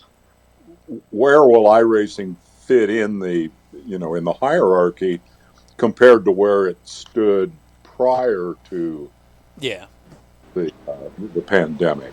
How has this changed iRacing, and how has iRacing changed racing in general? I think we'll see some major differences. Yeah, no, I think that's absolutely fair, and it's interesting in how it has legitimized iRacing as sort of a viable way for people to race, but it's also interesting to learn how many, especially like in open wheel, how many of the pros don't really do this and are really struggling to kind of relearn what it takes to do this. So, especially sort of for lack of a better expression, the over 30 crowd. So like there was an article on Racer today where Sebastian Bourdais was complaining about how he basically had to unlearn everything he'd been doing, and now he's obsessing trying to figure out how the physics of this work, because even if it doesn't translate to exactly how you drive an Indy car, it's still racing, so the racer in them still wants to learn the techniques to make this specific kind of car go fast. It's also interesting. Go ahead. And that's really what racing's all about, isn't it? I mean, it's a matter of figuring out what you got and what you're trying to do with it. And it doesn't matter cars, motorcycles, boats. It's really the same process. Here it's, algorithms rather than, mechanical grip, but it's the same game. Yeah, exactly. And I think for any of us older folk, I think that's actually one of the hardest things to figure out, is that you want to drive this like you would a proper race car. And, certainly there's some fundamentals that absolutely translate. But I think for, when you're a driver at Sebastian Bourdais' caliber, you know the infinite details of how to make a car get that extra hundredth of a second. And obviously those kind of details are not going to translate in the same way. So it's definitely interesting to see how a lot of the older folks are really translating. And then you've got in NASCAR guys like Denny Hamlin, who clearly are doing just fine. So, so it's an interesting mixed bag. Careful with the references to older folks. I'm the same age as Bourdais. I can say it. From, have a little heart. Yeah. So that's one of the reasons I decided to do iRacing. I don't ride motorcycles as much as I used to. I hope that iRacing will help keep my reflexes less dull. I mean, slow the what am I trying to say? That the deterioration of my reflexes, eye-hand coordination, and all the rest of that may be slowed a bit by having iRacing to apply myself to. Right. Yeah, no, I think it's absolutely a worthwhile thing to note. And, you know, like we were talking about earlier, I think the general idea of how to mentally approach one of these things still keeps you sharp no matter what you're doing. Ryan? I can mentally approach it very well, I don't think. Or physically. Well, I mean, Ryan, you know this about me. Like, I like to do this when I'm at home, but yet when we get into like a crazy editing swing, I will not play. Because it triggers that racing mentality where all of a sudden you obsess about it, and now your mental capacity is now going towards how to find that extra bit of time or making a setup change when really you should be thinking about your job. Right. So to an extent, there's people like me who really have to put it down for weeks at a time just because they don't want to get that infection. Yeah, we just saw a crazy replay. It looked like Lee Lucas and Tyler Cook, who were having an awesome battle in the GRC class, finally got into each other going into the end of the back straight up into the roller coaster, and Tyler Cook definitely got the bad end of that deal, got spun, and is continuing on in his Tide Subaru. Yeah, it's a shame we had so many problems earlier because I would have loved to have taken a look at some of these liveries that we have out there. Oh, I don't know what just... Do we have a guy merging right in the middle of the track there? Anyway, yeah, I'd love to see some. We had some pretty fun liveries that we'll share with you later, Dave. But there were some pretty cool Dave Despain tributes in some of the paint shops here. All right, anything interesting in the chat room? Yeah, whoever runs the Lugnut account is causing all sorts of problems. So that's fun. Good. Yeah. We got a huge jump on the back straight there for that Pro 2 truck, which is great. We're seeing some lap traffic get mixed up in it. It looks like we've had an overall change to the lead there, but I'm noticing that Landon Castle's name has been missing from our top 10 leaderboard for quite some time now. So he was having a strong run earlier, and it looks like he's faded back with some issues. Yeah, he may have had a mechanical that might be related to, apparently there was a surprise pro invitational practice in 5 minutes. Oh, so okay. We know where his priorities are. His and job. Apparently his Correct. job. So, yeah, copy that. So, yeah, I mean, he's having technical issues, not that he was double booked. Right. So, thanks to Landon for coming on with us and streaming from his Twitch account as well. If you don't know Landon, he's probably one of the funniest NASCAR drivers. He's funny anyway, but as far as the NASCAR crowd goes, he's definitely a different dude and really, really funny and clever with his humor. Definitely worth following. And probably underrated for his contribution to Jimmy Johnson's success. When you talk to Chad Knaus about all the success they had together, Chad's pretty quick to give Landon a lot of credit for all the testing and work that he did. Yeah, absolutely. I mean, just to shed some light on that. So he was basically, and Ryan, correct me if I'm wrong here, but he was basically the test driver for HMS during basically the reign of Jimmy's deal. And I think specifically the 48 car. Yeah. Yeah. And in his podcast with us, he talks about that, where literally it'd be like a Tuesday morning, and he wouldn't know he had to work that day, and all of a sudden Chad would call him at 6 in the morning and be like, yeah, you got to get down to Martinsville. And he had to, because that was all he was doing. So, right. There. Now, this is what we wanted right there. You see the truck in the background completely ignoring the roller coaster section, trying to merge with everybody else. And he actually gained on everybody. Yeah, one of my favorite things I've seen so far is when the GRC cars decide which way they want to straight line the S's. Do they want to do the bottom one, or do they want to take the top and then run the outside?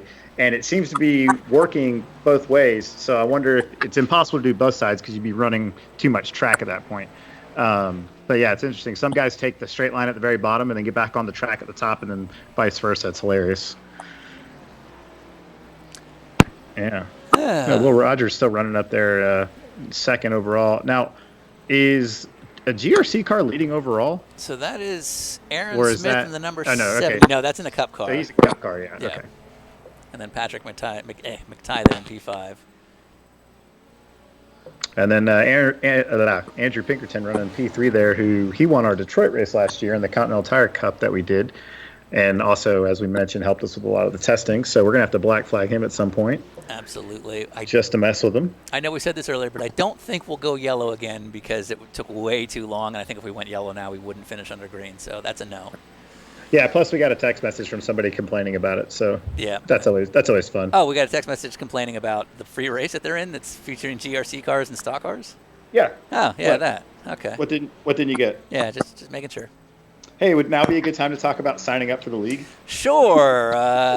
So, for those watching who want to be part of this, you can absolutely be part of this. Our races will only have a capacity of between 40 and 60 people for the broadcast, but you're free to join the league. You go to dinnerwithracers.com/esports, and that'll put in an application that myself or Natasha, who works with us, will look at.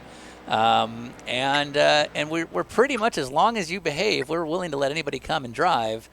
However, behave I think he's stuck. I just saw a truck flipping off the back straight. Oh, that's John Miller. That's John Lee Miller in the number 7.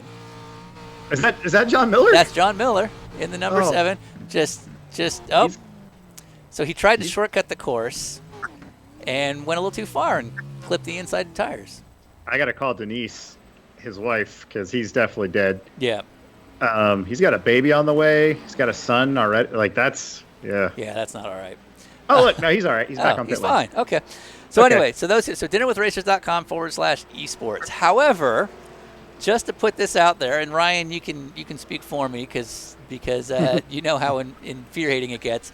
I don't know if it's obvious from this web stream, but we're not professional sim league administrators nor broadcasters, and so our full-time job is not to deal with this. So if you apply, give us a minute to respond and let you know that we got it and you're in the league, and we have a little info packet that we'll send you.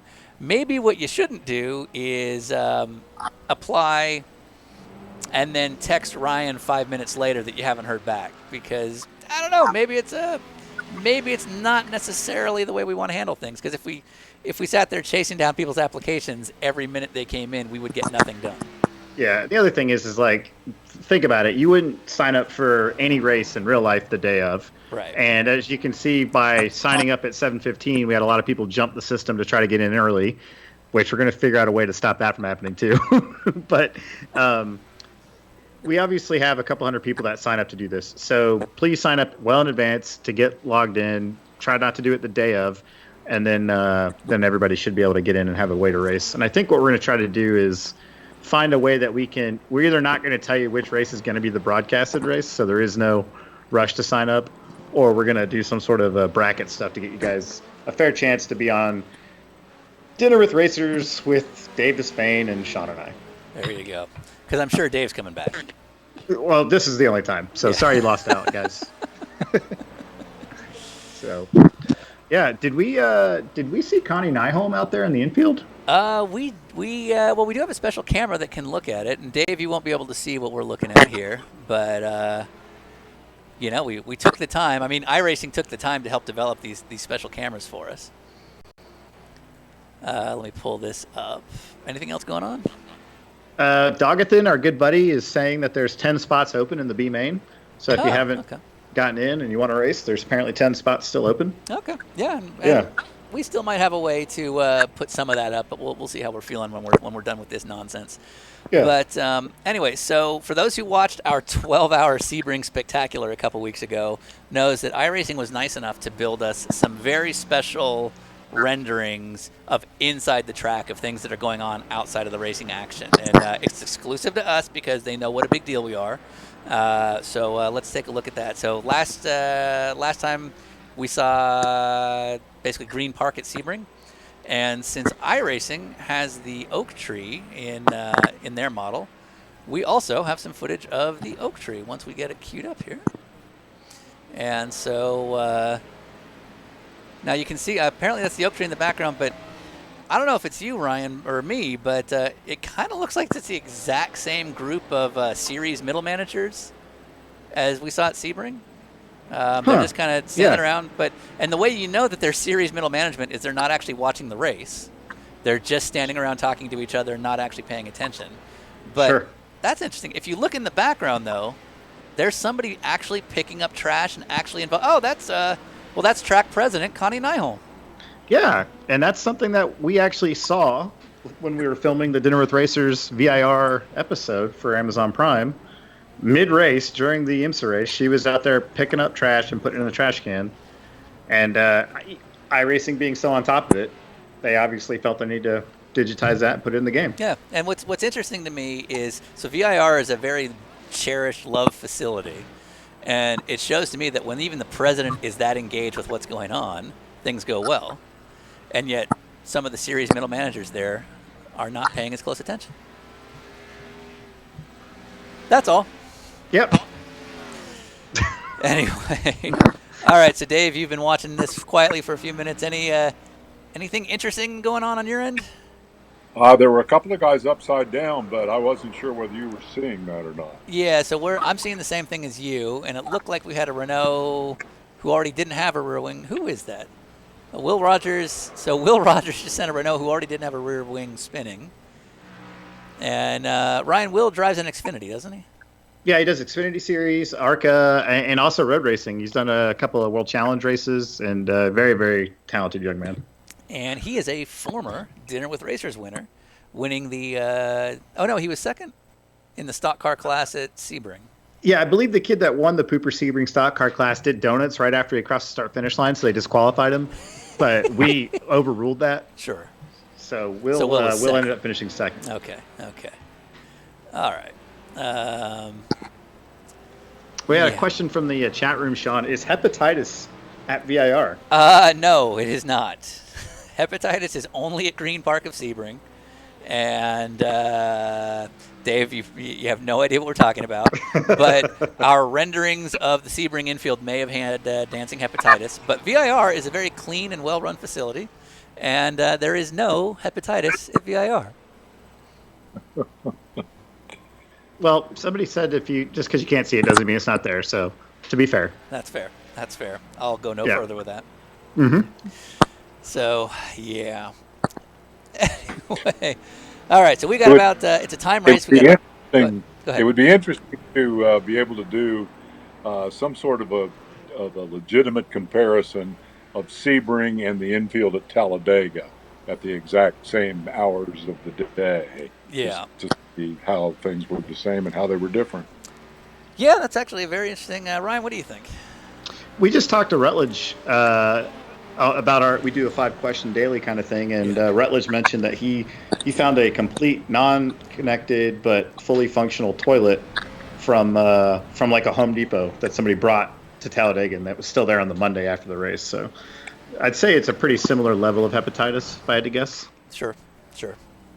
This is a hard story to believe, but it was told to me by someone who I believe the story.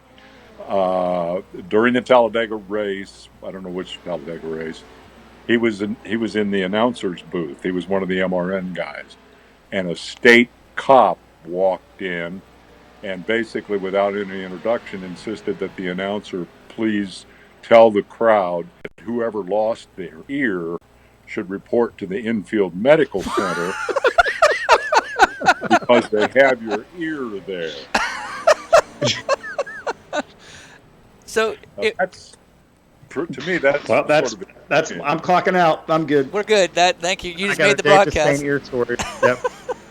So here's the thing about that. So when I used to do research for a NBC show that I worked on, it dealt with a lot of forensic stuff. And if there's one thing I've learned is when stories are that outlandish, there's no way they're not true.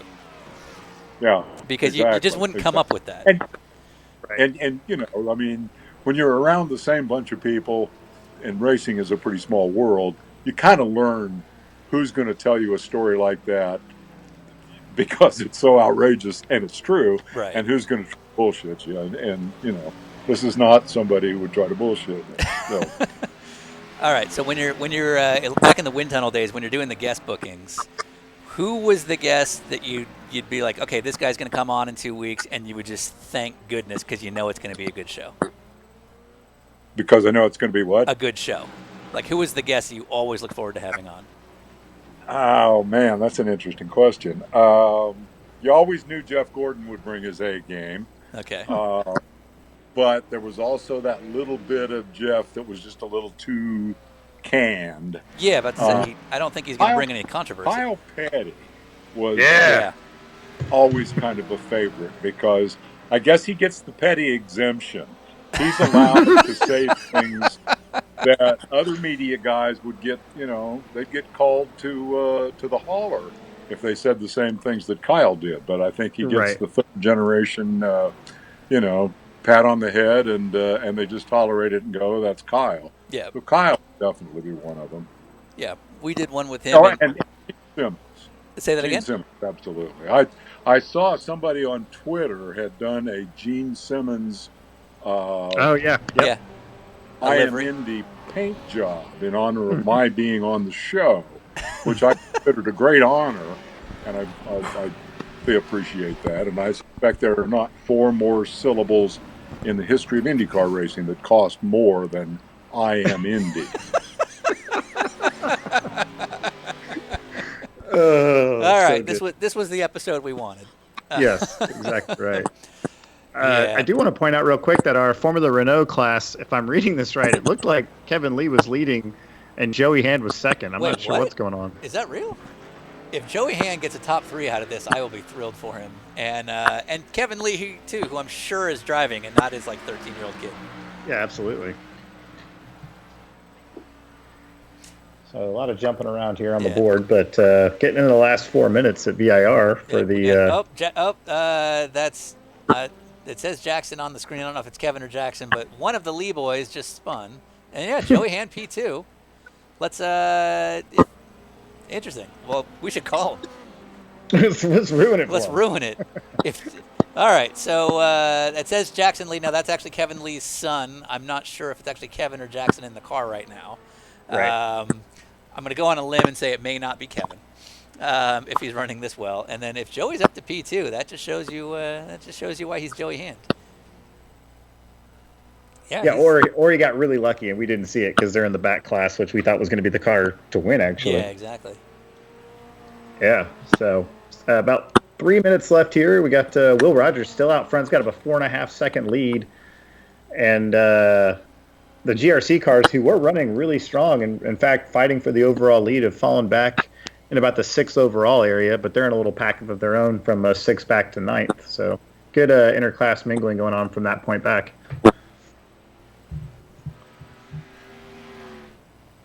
As we ride on, or we're looking at Joey Hand here,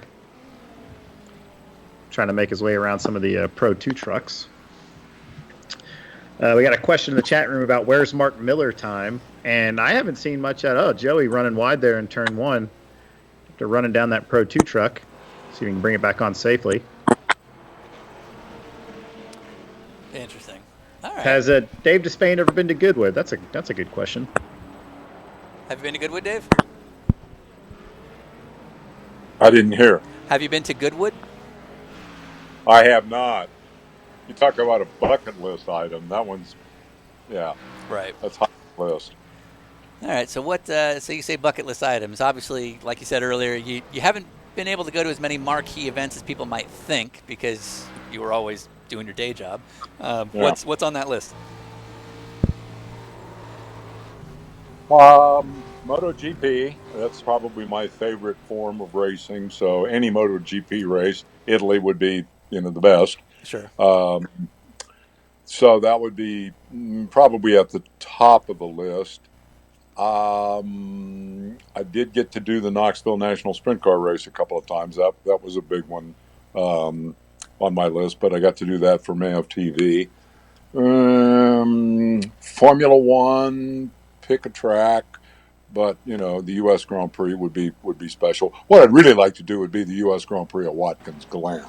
Oh yeah, who wouldn't want to see that? When you get to be my age, your bucket list starts to include things that, gee, I wish I could have seen. Sure. As opposed to, gosh, I wish I could see, because you realize that time's running out. If only there was a simulated series. Can you imagine anything cooler than the U.S. Grand Prix at Watkins Glen? Well, so I don't know if you noticed, but you're watching a simulated race where we can do anything we want. So if you want, we can make a Dave Despain tribute Grand Prix at Watkins Glen. I think that's very doable. Yeah, for sure. Okay. That's a casual don't checker here. Yeah, so I don't know if it's checkered flag plus one lap or time runs plus one lap, but Will Rogers is definitely on his way to winning here. Yeah, and we just saw a replay several times of Mark Miller who was minding his own business and got passed by a Formula Renault, and I thought it might have been Joey Yeah, Hands, and they got together, and Mark Miller flew through the air. Joey Hand, no clue if he's even still alive after that. But yeah, definitely some pro-on-pro action there. And did that screw up Joey's race? I'm going to guess it did. We'll see here. Yeah, it looks like Kevin Lee, totally Kevin and not Jackson, is still leading that class. Good for him, Kevin. But yeah, we have a Subaru blowing up down the back straightaway here at the end of the race, so that's on point. All right, we're almost over here. Looks like Will Rogers is well on his way. Obviously, I would say career-wise, this might be a career highlight for him. Yeah, probably the biggest thing that's ever happened. Absolutely. Between winning in our series, Dave, or winning in Xfinity, which would you think is more prestigious?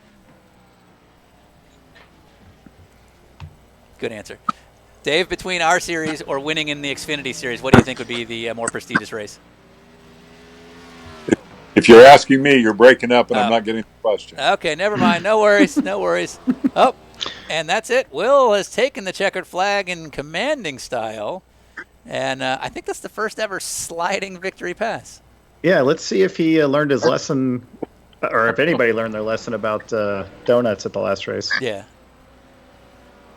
I think the specific thing was he went backwards on track. Okay. Yeah. Because you can do donuts, and iRacing has a penalty or a safety system where you get safety points knocked down if you do donuts, but you're allowed to do it when a race is over.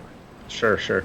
And So he didn't wait long enough? Is that the point? Well, Right. So at the Sebring race, I think the specific thing is if you go backwards on track intentionally, you are automatically DQ'd. And so I think the system just automatically threw them out when he was doing his victory chaos. Oh, we have somebody upside down and looks like going subterranean. Oh. Now that's one of them there wrecks you're glad was virtual. Yeah. All right. How about Brian Newman at Daytona? Right.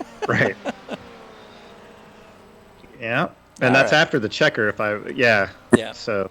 All right, so it's Rogers with the win. Smith, Davis Trask winning in his category. Cody Ware winning in his. Looks like I don't know who won in the Renaults. Yeah, it's just chaos. Yeah, I mean, we'll make it up as we go anyway, but got a lot of burnouts happening down in turn one. Digital Kerrigan Smith's going to have a lot of work to do with the front loader. Go down there and fix some stuff. Okay, we have 3 cars stuck on the fence. That's good. That's what you want to see. Yeah. All right. Well, let's check in with some of our in-race guys. Let's see how Joey's doing, and then Dave will let you go once we've done a couple of those things. Then we'll check in with our winners. Does that work for everybody? Yeah. All right. Let's check in with Joey Hand real quick and see what he has to say.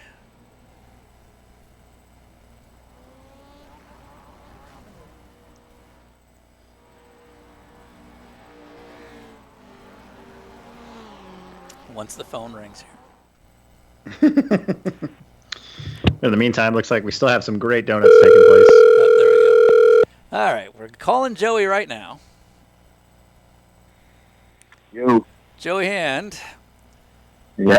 All right, so we had a hard time figuring out what exactly happened. Did you get spun when you were in second place? Oh, at the end? Yeah. Yeah, at the end there. Yeah, I got a little tied up with a truck up in the top of the S's. Got a little dicey. I don't think he saw me because I was so low. I almost drove under him. But yeah, then I spun right there. But yeah, that was crazy. I was just happy. I was happy I put that many laps together without going off, to be honest. It was. So was that whole second stint fairly clean? We didn't get a chance to see. It's not like we got a lap by lap recount of what you did. I was pretty decent that whole second stint. I had a little bit of trouble on the yellow flag. Somebody wrecked me twice, so I had to pit twice in the yellow. Lost a lot of spots. Good. Nice. Somebody was, I would hope it was a glitch, but somebody was veering left and right. But yeah, it was crazy, man. Once you settle in there a little bit, you start to understand what to look out for. guys coming through the grass. Okay, I got to look over here. I got to look over there. But at first, it was just like, whoa, dudes coming everywhere from every direction. Like right here on the replays, a stock car just going straight through the grass. But yeah, it was a good time. I mean, I'm definitely sweaty. Like I have a good bit of sweat. Nice. Let him know that was Mark Miller in the truck. So, It's a whole different. Again, like my first time in 8 years, I've done a race. We jump on here a lot and test, but It's a little nerve-wracking trying to figure out all the buttons. And thankfully, I had Chase here as my in-car co-driver. Sure. So I wouldn't have. And so when we were watching the replays of that truck accident, that was actually Mark Miller, who races quite a bit in the Challenge series. So he's actually another pro, believe it or not. Sense. 2 pros can't get it right on a simulator. Totally makes sense. Yeah. I mean, that's why I got everybody's taking advantage of what they can take advantage of. I mean, what do you think was the right car for that? I don't know, man. I mean, a Renault won. Is that what I got? No. Who won? What won? It was actually the stock cars that won, so we may have gotten the BOP wrong. The stock car won. It was Will Rogers, who's actually a pro. He does a lot in Xfinity and ARCA and things like that. Yeah. The stock car, I think, had a pretty good amount of grip for the difference of a Renault to the center corner. I think the stock car had a little bit too much grip or something. But gosh, those things are guided missiles. Same with those rallycross cars. You had to watch out for that stuff. But still, it was cool. I was glad to get my feet wet in an iRacing race, doing it this way where it's kind of chaotic. That way, my missteps just look normal. If you could only see me sweating over here like it's my first race. Well, it kind of was, but I had less sweat in a full-on race car. Wide open. I would say, I was telling the guys on the push to talk on the radio, I was like, man, there's a lot of guys with, in real life, the S's are put a lot more fear in you. Like I tell my kids when they drive the sim, drive it like if you go off and you hit the tires, you break your legs. That's how I would drive it. But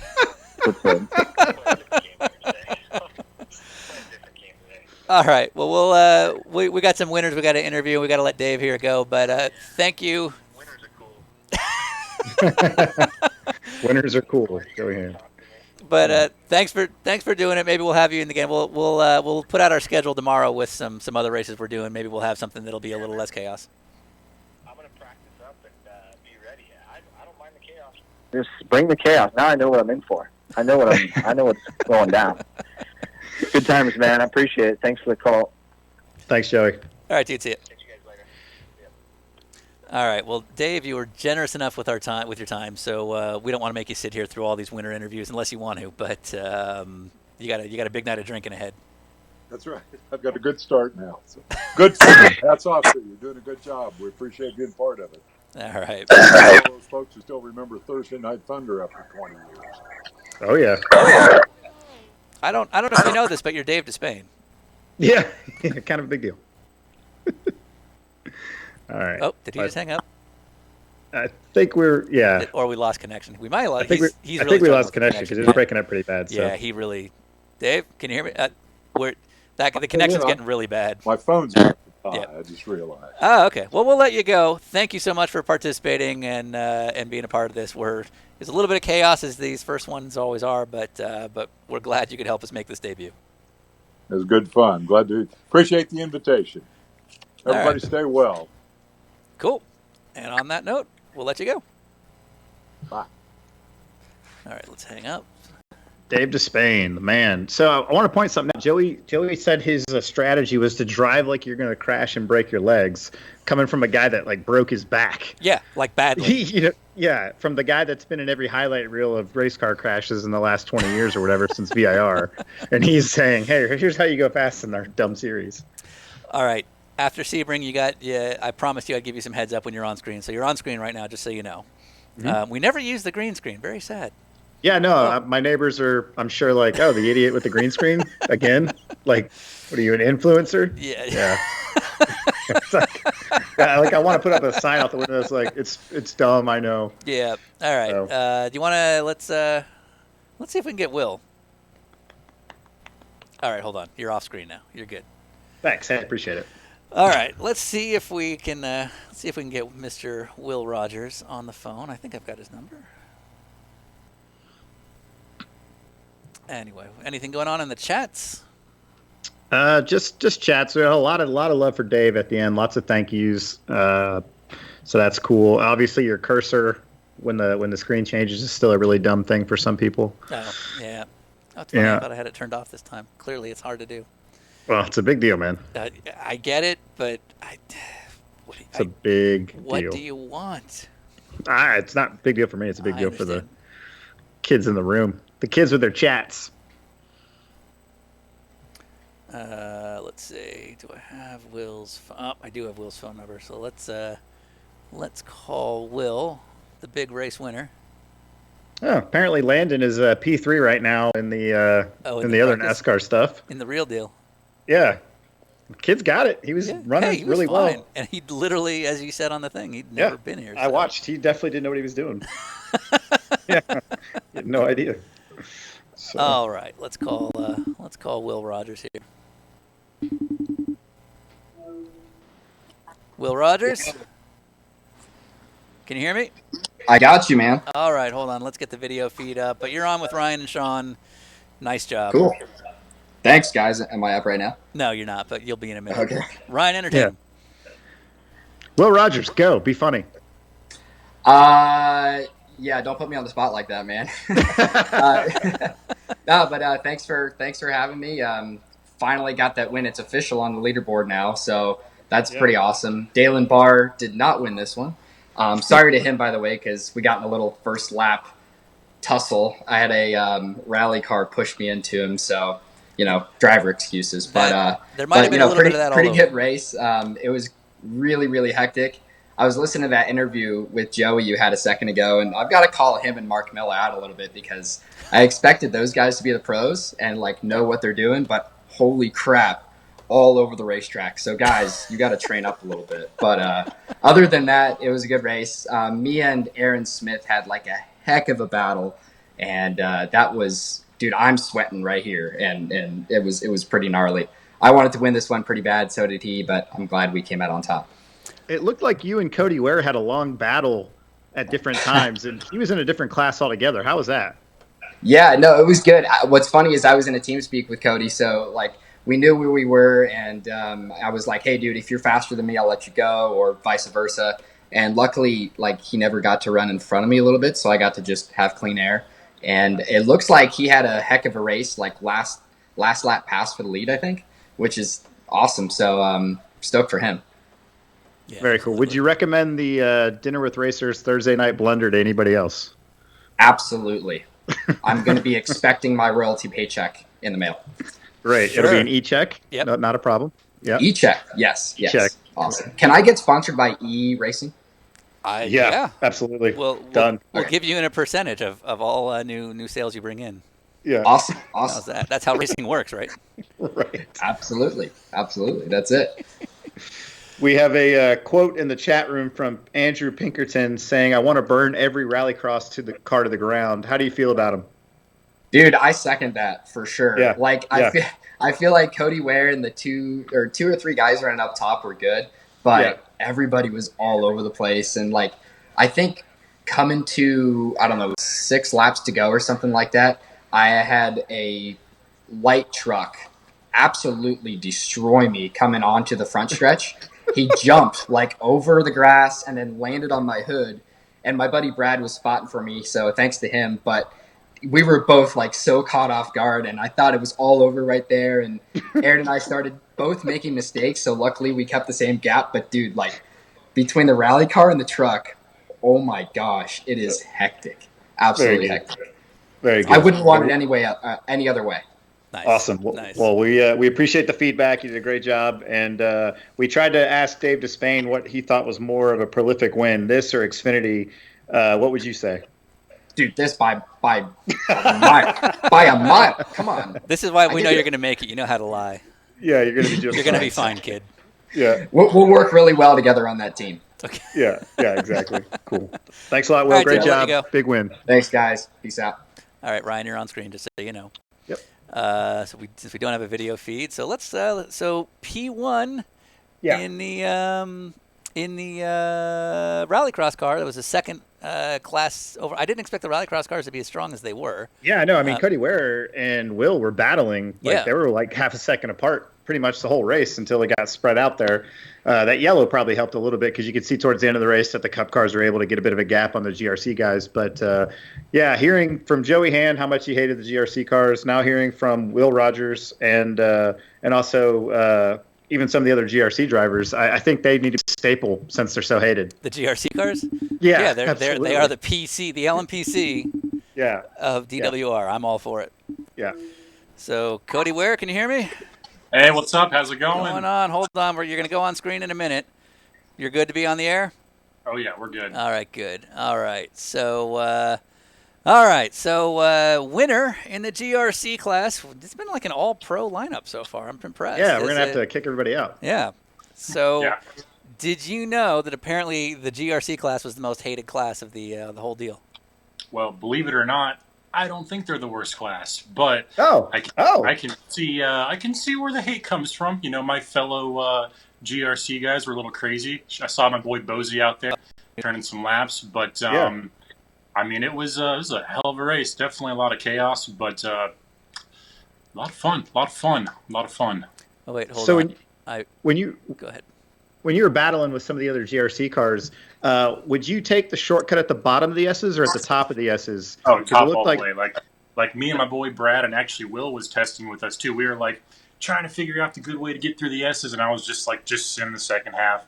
And then just right as you land, you kind of just give the brakes a little tap, and it's like the brakes in the GRC cars are horrible. So like even trying to slow down is a nightmare at the top of there, but we made it work. So you're saying that the GRC guys weren't so bad. Did you have any trouble with any of the slower GRC guys at any point? No, I mean, I thought, racing with the similar class, I got a lot of respect out there. I didn't have any issues with my my co-classmates, so I got no complaints. I don't get what all the hate's about, man. I don't get it. Well, of course you were in it. Yes. So and you won. So totally unbiased. What's the deal? So at one point, we mistakenly thought you were in one of the trucks that was upside down in turn one. So we have to give you an apology on that. I'm not going to Kyle Busch you and continue to say it was you for the next 2 or 3 years of your career. Just want to put that out there right now. But overall, we thought you brought a lot to the broadcast today. We appreciate it. Nah, dude. When I saw you guys, I was watching the Pooper Sebring a week or two ago, and that thing was hilarious. And I didn't want to run the Pro 2 truck because they're a little bit slow. But I'm like, what's fast and can go off road? When you guys slapped that GRC car in there, I was like, it's time to send it. Good. Very cool. Good. Well, we got Connie Nyholm, track president and owner of VIR, in the chat room right now saying that she's missing all of us racing out there, but she said you guys shared a chump car once upon a time, and Connie is 5'2", and you are 6'3". Yeah, we were actually running a little Porsche 944 chump car. I think it was a 24-hour race there, and that thing had a lot of problems, but it was a lot of fun. I've known Connie for, almost probably, 7, 8, 9 years now. She's always just been super cool. Every time you see her, she's at all the races, just really cool to always see and catch up with. Cool. Excellent. Well, we appreciate your time. Great job, and we'll hopefully get to see you in one of the next races. I'll be there or I'll be square. See you guys. Nice. My man. All right, let me hang up. So that was Cody. And by the way, we're not necessarily planning on broadcasting, but just so everybody sees, and now, Ryan, we're not looking at you.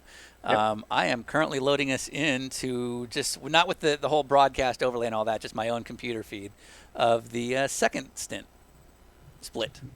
So there's still a practice. Actually, I think the race has already started. Oh, wow. For our other guys. So we'll put that up right now as we get our other guys queued up. So should we call Kevin Lee? We should. Because allegedly Kevin or possibly his son Jackson were the winners. So this is literally, they're just looking at a loading screen right now. This is good. Nice. It's yeah. Good. This is That's good producing. Good TV right That's there. That's good TV. I know how to produce because I'm a producer. All right, well, good. Hello. Kevin Lee. Hello, Sean. Are you cool being live and on video? Yeah, I'm worn out. That was the race of my life. Yeah. Why do I have a sneaking suspicion you didn't drive at all? I did drive. You drove? Video of me driving. Okay, for how many minutes? until the first crash. Okay. Yeah. I made it one lap. Ryan, did we have a minimum drive time? I think we did have a minimum drive time, actually. I mean, I'd hate to disqualify him and make Joey Hand the winner. Yeah, So, I mean, I was going to get back in when he crashed, but he didn't crash. So I found that it actually does take some skill to be able to navigate around the super trucks and the GRC cars and so forth. I'm actually disappointed because I did practice for like 3 days to be able to successfully turn a lap, which I can sort of do about 3 seconds off the pace. So I would have liked to participate. I might actually do another one at some point. Yes, and you then will. maybe stay in. Well, hang on. We'll decide that. By the way, here's actually who I think finished the race. Is that the young stud Jackson Lee? Yep. And what I would say is I hope his F1600 car this year is as durable as these cars are, because he took a few body slams and didn't have to come in for repairs. Right. So okay. So what's while you're in front of thousands and millions of viewers, what's Jackson's race program when things get back going? Go ahead, tell him, Jackson. We'll be driving the number 52 car for Rice Race Prep, which has been a big thanks to Nemec, who's an industrial coating company who's helped us out a lot. Cool. Can't thank them on top of a bunch of other people who've made this year happen. I can't wait to get the season started, but well, we'll see if it does. But sure, it's been a lot of fun. Cool. And what series? The F1600. Oh, cool. Mm-hmm. All right. And so you're coming off he of actually had experience. He won a race in the Lucas Oil Formula Car Series at VIR last year. So he coached me up to get me within. I was like 12 seconds off when I started yesterday, and got to within about 3 or 4 seconds. So I felt that was good. Okay. And how do we get a Dinner with Racers sticker on his car? And don't say a lot of money.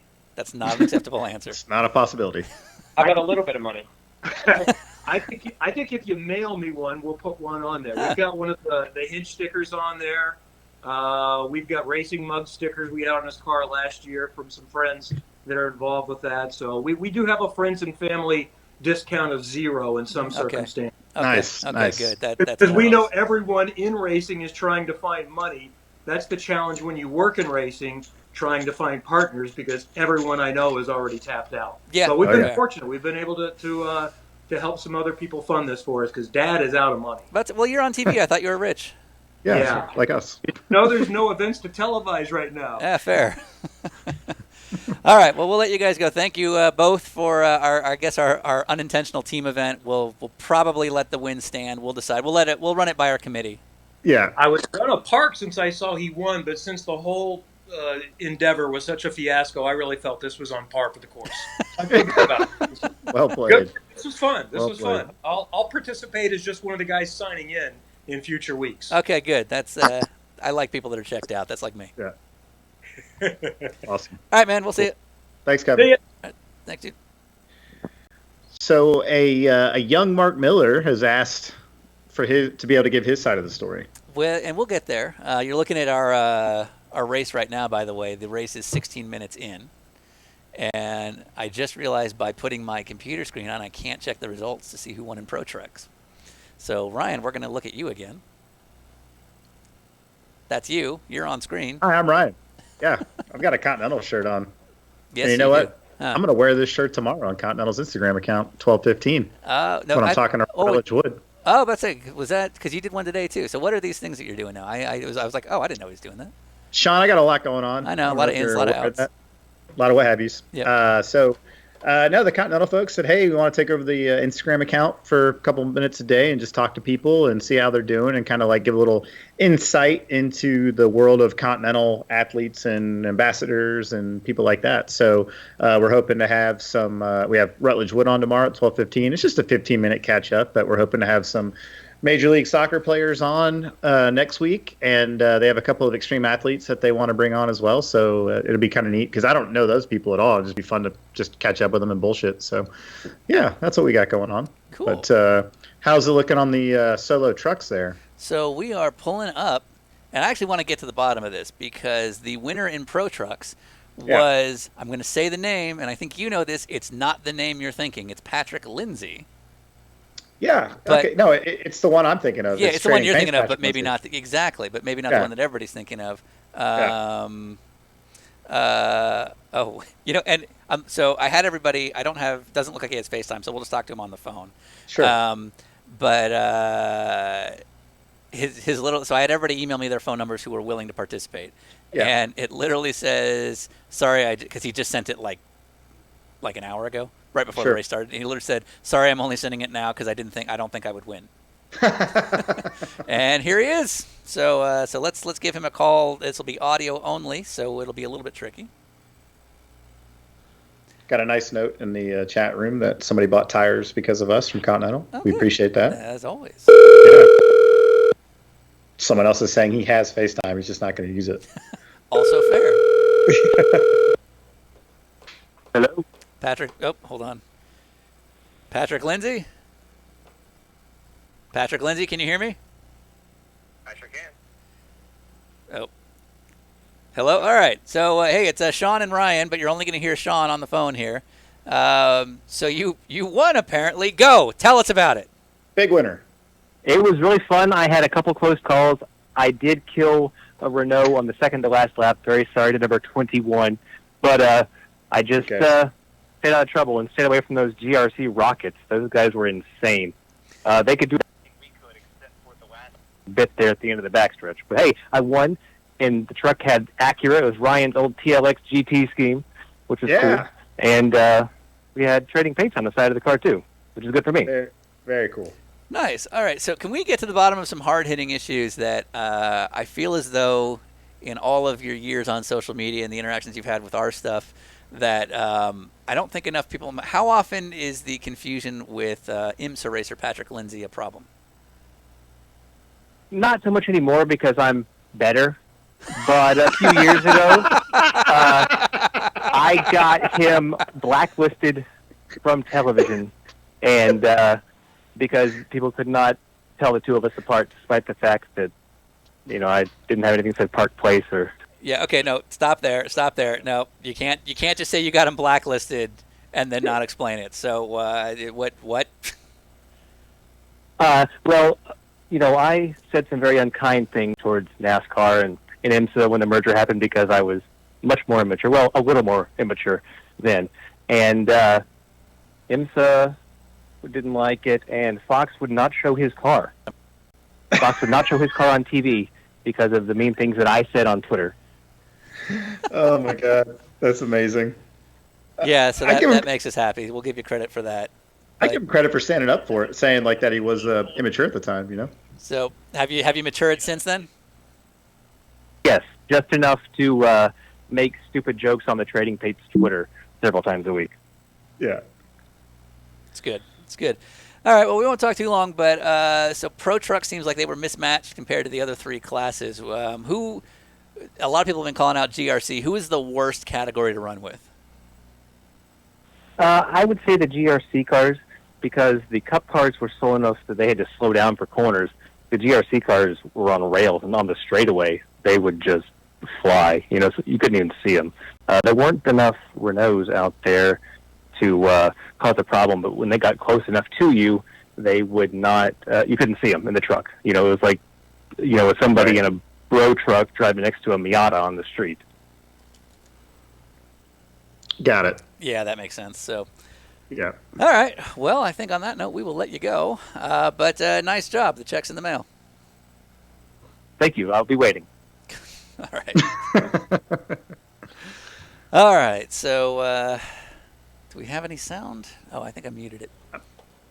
Yeah, we did have a question. Somebody asked if there's any pros in the second race. I'm not sure. So we'll just go full amateur at this point because who cares? But let's just pull it up live and take a look. Unfortunately, Ryan, you can't see what the internet is seeing. Sure. But so let's see. So Jeremy. Jason Hart, right there, leading overall in the truck category. Oh, yeah. Yeah. Very cool. So Jason Hart, who races in, I don't know what he's doing now. Is he IMSA? Or he's just kind of... Yeah, he's in the SRO America GT4 category. I think they won a bunch of races last year. Okay. It looks like Joey Atterbury is out there as well. Yeah. Who's a former winner in the Continental Tire Series and a good friend of mine. Yep.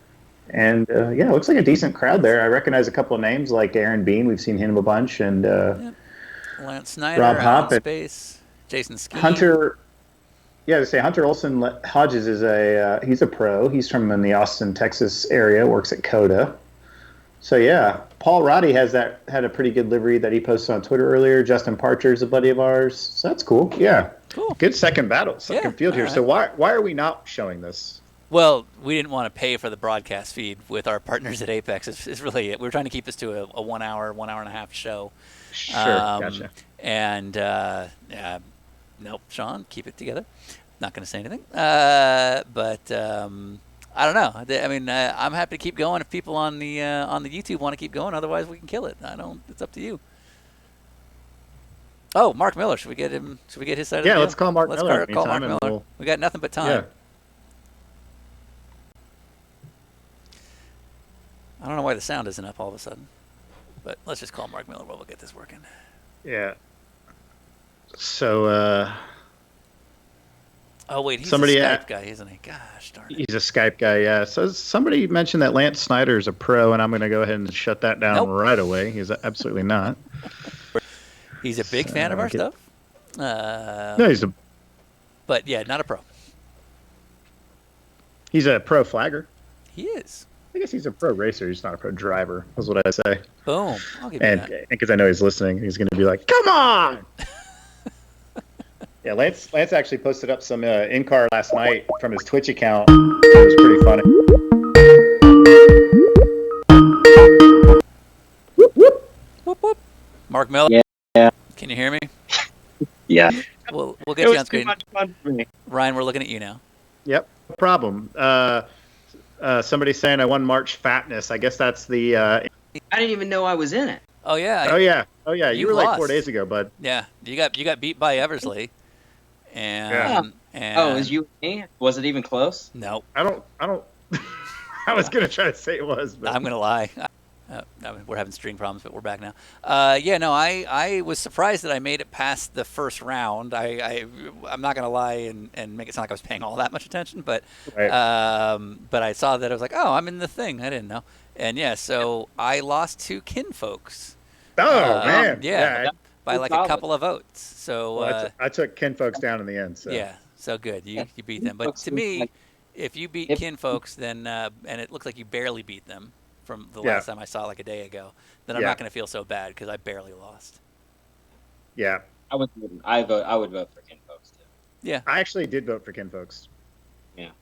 So. All about it. Yeah, because he goes, I want to listen to it. I want to watch it. I was like, well, hell yeah. So. Does he know how amateur our stuff is? Yeah, no, he's watched all of it. Oh, okay. He knows exactly. Okay. Yeah. Big Papa fan. Miller's the man. He gets it. So I'm like, okay, well, what vehicle should I run? I'm car. Hey, can I interrupt you? I'm sorry to interrupt, Mark. We're going to have to do this over the phone because Skype is a problem. Okay. Interview he's getting. Okay. Yeah. So Skype. Yeah. Is for some reason. All right, so we're back up. So, Skype is not friendly to the way we need to stream. And for those who want a little inside baseball at home, this is all just one computer. We put this together so last minute, and we don't really have a budget that we can put into equipment. So it's all running off of laptops spread around the office. Mm-hmm. And simply put, the processing power to do all of this is just too high. Yeah. And since we don't have professional, if you look at like the Twitter feeds of like how they're doing the Fox broadcasts for NASCAR's deal, or like you'll see there's a truck with like 6 screens and all that. And we're not exactly equipped for that. So so this is what you get. So let's get some Mark Miller on the phone. Yeah, because I think Bethany Porter's complaining already about it. So about what? About lack of Mark Miller. Well, now we're not doing it. You don't get to tell us what to do, Bethany. My favorite thing is that as soon as I said that, she gave you a compliment about how well you're doing with what we've got. Which is funny. Like I'm making excuses, but you know this about me, Ryan. I hate those kind of like, well, considering what you've got, like I hate those kind of things. It's a huge pet peeve of mine. Because something's either good or it's not. She didn't say it like that. Yeah. She said, that's awesome that you've done as much as you have, but I know how you're going to take it. Yes, because I am what's called a dark soul.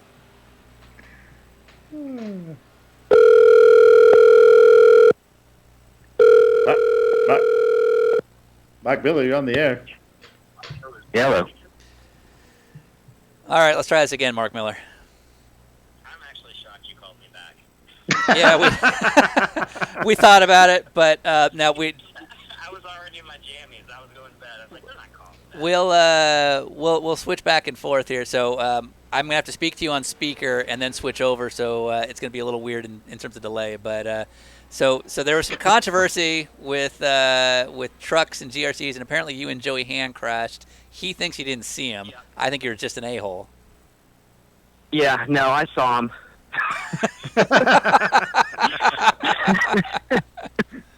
I have a different story, though, than he told. He was being very nice, actually. But, you know. Proceed. The truck is the truck. And there's only one way to get the truck around the track. And everyone else has to respect that. So when you come rolling up on someone on the outside of turn one, you know the front of the truck may go where I want it to go, but the back of the truck is not going to be anywhere near that. And I think Joey got a little bit of the back of my truck into turn one, and then at the top of the S's, I didn't see him at all. Like, he just disappeared. I think he was coming for me, like, in a retaliatory way. I don't know, but we literally went. I was at the top of the S's, jumped through there, and then I just remember people talking about it afterwards. So I'm okay with that. But, Okay.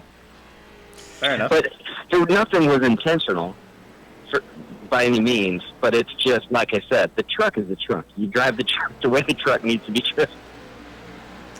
All right. So all in all, how would you rate your day? I thought I chose the wrong vehicle, maybe. And like I said, my dad really wanted me to do this race, and I wanted to do it. And I was thinking about the NASCAR. I was thinking about, the Formula Renault. I never even thought about running the GRC car, but it was probably the best of everything because it was super fast down the straightaway and it could cut the course. Yeah. And, from what I saw, I think the GRC crowd was probably, there were some really fast guys and some really, scary, but all the trucks were scary. Like, right. You don't know if the truck's going to be on the track or off the track. Like I said, the truck is the truck. You gotta respect the truck. Yeah. Sure. Awesome. All right. Well, good. So good job. Yeah. So hold on. All right. Ryan, any final thoughts for the guy? A couple of people in the chat room said they had fun racing with him. Shane Lake said he had a good time. Ben Cox said the same thing. He goes, the truck goes where the truck wants. So right. he's a lot of love giving for him you, Mark. Yeah, giving him a pass. That was a lot of shade he was throwing tonight. Wait, hold on. So I cut you off. Stop. I cut you off. So you're throwing shade on Will Rogers? Why? No, he was throwing shade on everybody, like just because he won big e-racing series. Have him take 4 steps back and go play around in the trucks and the grass with us, and see how easy it is. Well.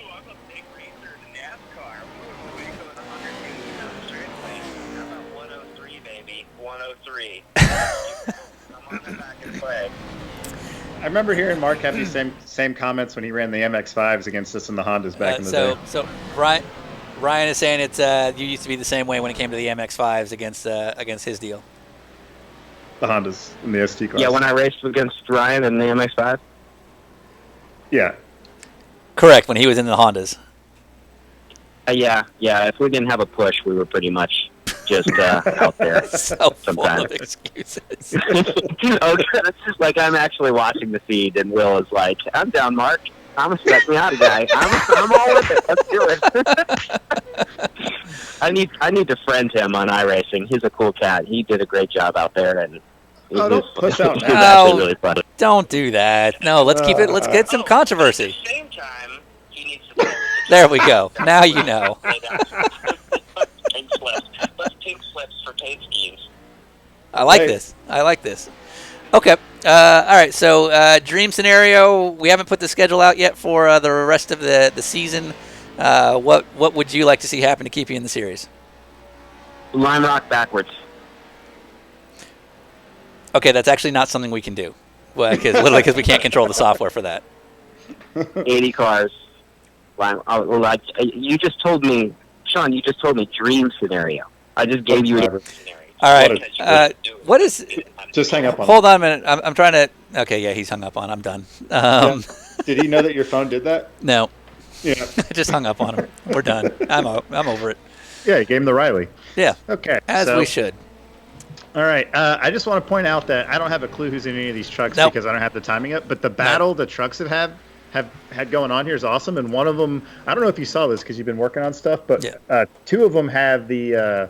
They took the Tiger King guy and they put my face. Oh, did they really? Joe's well, body. okay. It looks amazing. So since we can control these cameras, let's do some stuff. Let's look at these guys. So is it? I think that's a Tiger guy right there. I don't know if it's Hunter running that. Wow, they're actually running really well. No, it's a good battle, especially out the back straight. That's not one of those trucks though. But that's the I Am Indy. So Dave Despain was commenting earlier. Sorry for the completely amateur feed because people are literally just looking at like my screen with all the text and stuff on it. But that's how it's going to be. But if we look, and he's trying to spin right now. But yeah, if you look at this right now, let's get. Woo. That's a race right there. That's awesome. Yeah. There's Gene Simmons' hand? Is that what I'm looking at? Yeah, I think so. Let's. I'm trying to get a front-facing view here. Okay. So there's. Yeah, they're really not going very fast, are they? No. There we go. Okay, so now we're. Oh, there went a GRC car. Is that a Simtech?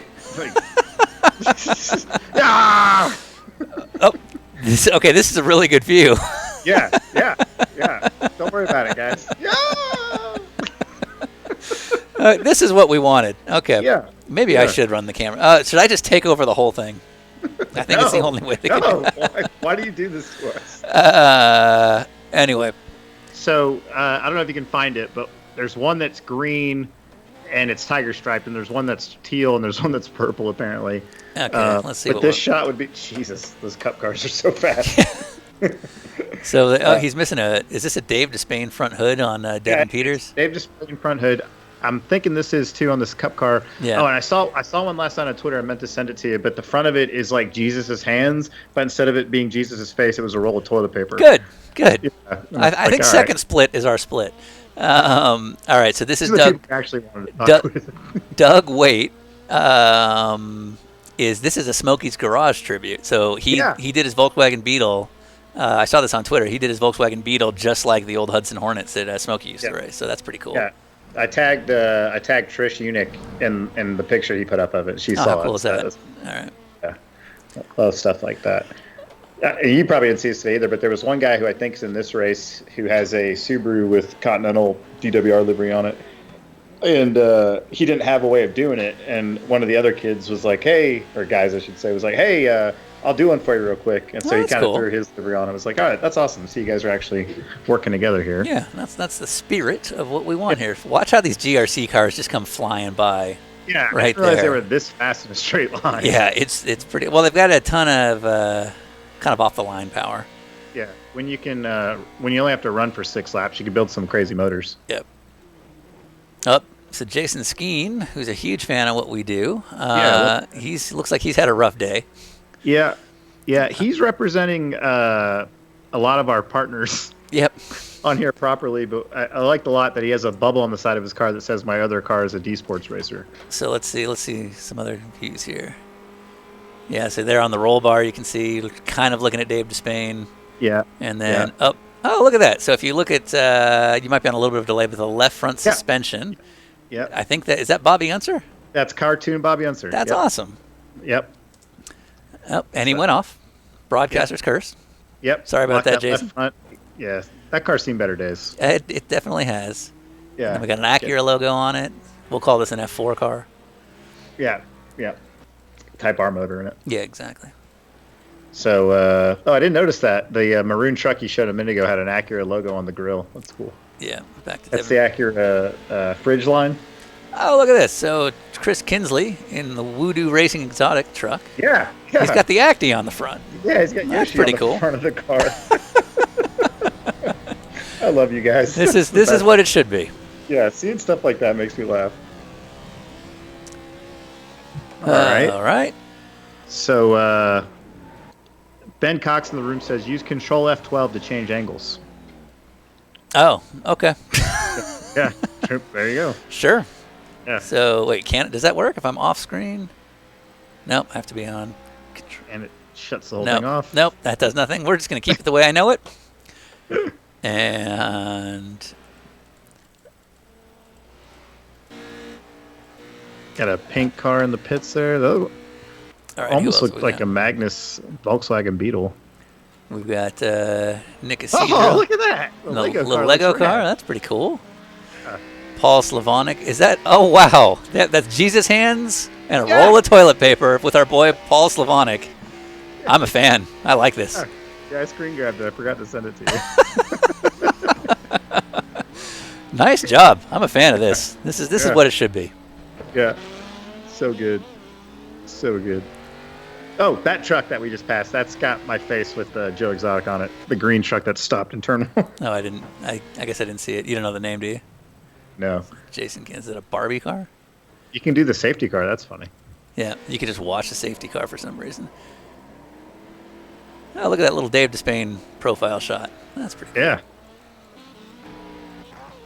Control F12. It's just making it more complicated. Apparently. Oh, yeah.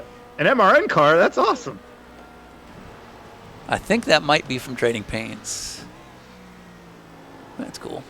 Yeah, it looks like a Magnus Cup car behind him. So John Hill, who's been pretty active in communicating with us on his opinions on the deal, he turned his Formula Renault into a Formula Ford, it looks like. Yeah. He's trying to get on that Jackson Lee program. Yeah, exactly. Yeah. And his Mission Minnow sponsorship. Things quick in a straight line without that wing. Man, look at the rate of approach. I like how the Cup car just goes in the grass to pass everything. What the hell? That was a GRC car. That's pretty awesome. Oh, man, that was awesome. Matt Murphy in the JR Motorsports Subaru WRX. Why not? Okay, that's what I was looking at. Thought it was a Magnus car. Yeah, that's cool. Got pink snap-on. Who is this? Christian Abate, who is a big fan of our stuff. Yeah. Running some Trading Paints.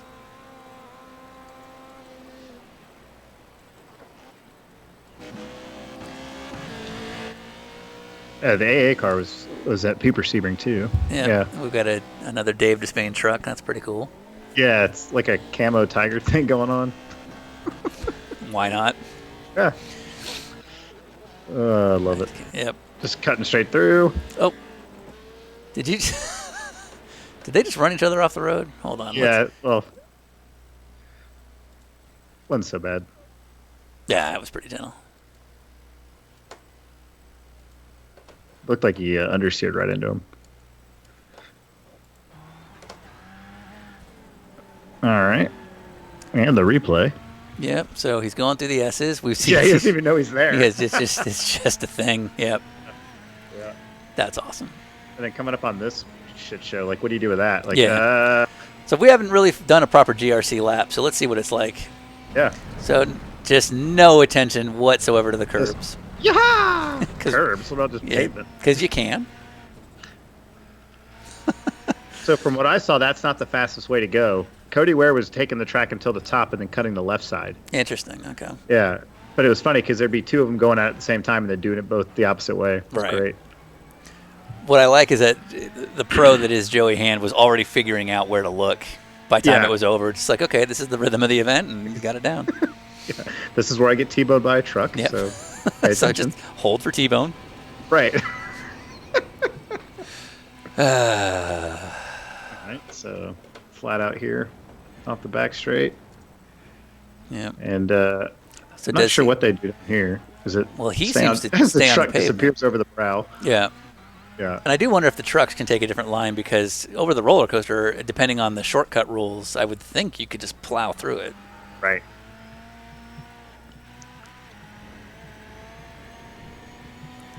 There you go. All right. That is a lap of...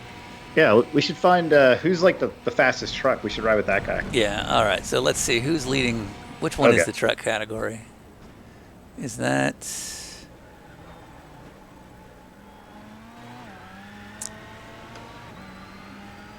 Is it Ed Smith? Is he our top truck? Where'd he go? Where'd you go, Ed Smith? All right, that didn't work. It's captivating video, I'm sure. Yeah. Okay. So, purple. They're saying purple's the... Yeah, for some reason our top 2 guys seem to be... Oh, here we go. Pit lane or something? Yeah, so for some reason they're just not there. I don't know if they blinked out or what. So Chris Nisley, who's going into Oak Tree right now, we'll follow him. He's got... Oh, no, he's gone. Maybe it's me. Maybe I'm losing connection. There we go. Yeah, it looked like there was a truck in front of him there for a second. There you go. All right, so this is Chris Nisley. Another Formula Renault without a wing on it. Yep, that seems to be a theme. Yeah. Oh, yeah, there is no... I don't know if it's a connection issue on my end or whatnot, but we keep losing connection with these guys. So this is where they go nuts off the back straight, which has been hilarious to me. So you got to thread the needle here as far as I understand it. Nope. And they're around. Nope. Still online. Look at that guy. That's how it should be. Yep. Yep. That's racing right there. Yep. Yeah, good. Put the power down, right back on. See that closing rate he's got in the GRC car. That's the way to go, right? But now I'm a little ahead of you, but the GRC car, once the power finally gets set, he's just gone. It takes off. Yeah. So these guys just have nothing. And so we'll have to BOP that. Yeah. And that's that super high center of gravity. Even just down the little kink down the front stretch, it's clearly like a boat. Right, right. Get sideways on entry. It's always good. There you go. I mean, to be fair, that's what the Robbie Gordon trucks drive like. Yeah. It looks exactly the same, the way they struggle to put power down and slide all over the place. I've only driven one on the grass once. Good cut through right there. I like that. It's a good line. And clearly the game doesn't care, so that's good. Yeah. Apex that wall. Back to flat, lower S's. Sweet. All right, that's something. We've actually gained people back just doing this.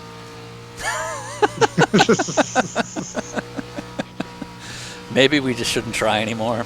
Yeah, just go the other way. Yeah, I don't like. The closing speed of the GRC car in the S's. That was the AA car that has been on Twitter quite a bit. All right, so what's the view from? So if the Cup guys are the way to go, what's the view from their standpoint? We haven't actually done a proper onboard lap. So Paul Slavonic is the top dog right now. Yeah. So let's ride along with him. He's coming. He's coming through the Oak Tree right now. I think the car he's behind that just disappeared is the Tiger King Eversley mashup. Behind Paul Slavonic here? No, the guy he's about to pass. Oh, well, I've just lost him for some reason. I think...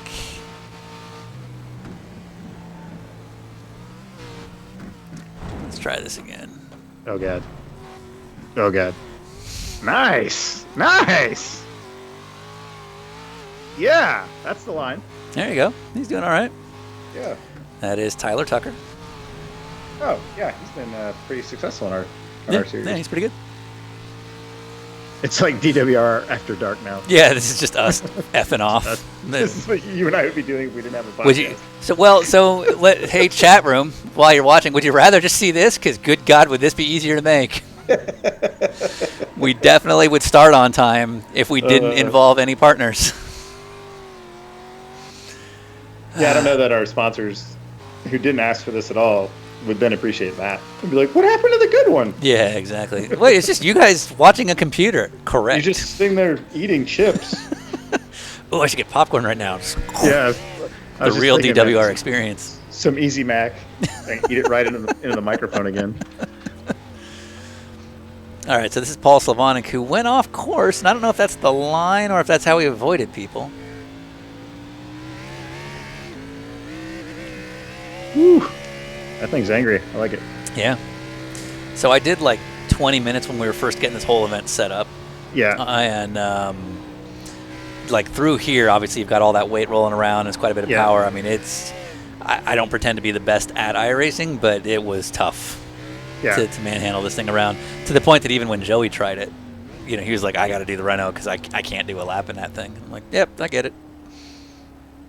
Somebody said they were getting dizzy watching the in-car, and there's a couple of yeses after that. I don't know if that's a common thing or not, but we'll just finish this lap. Yeah.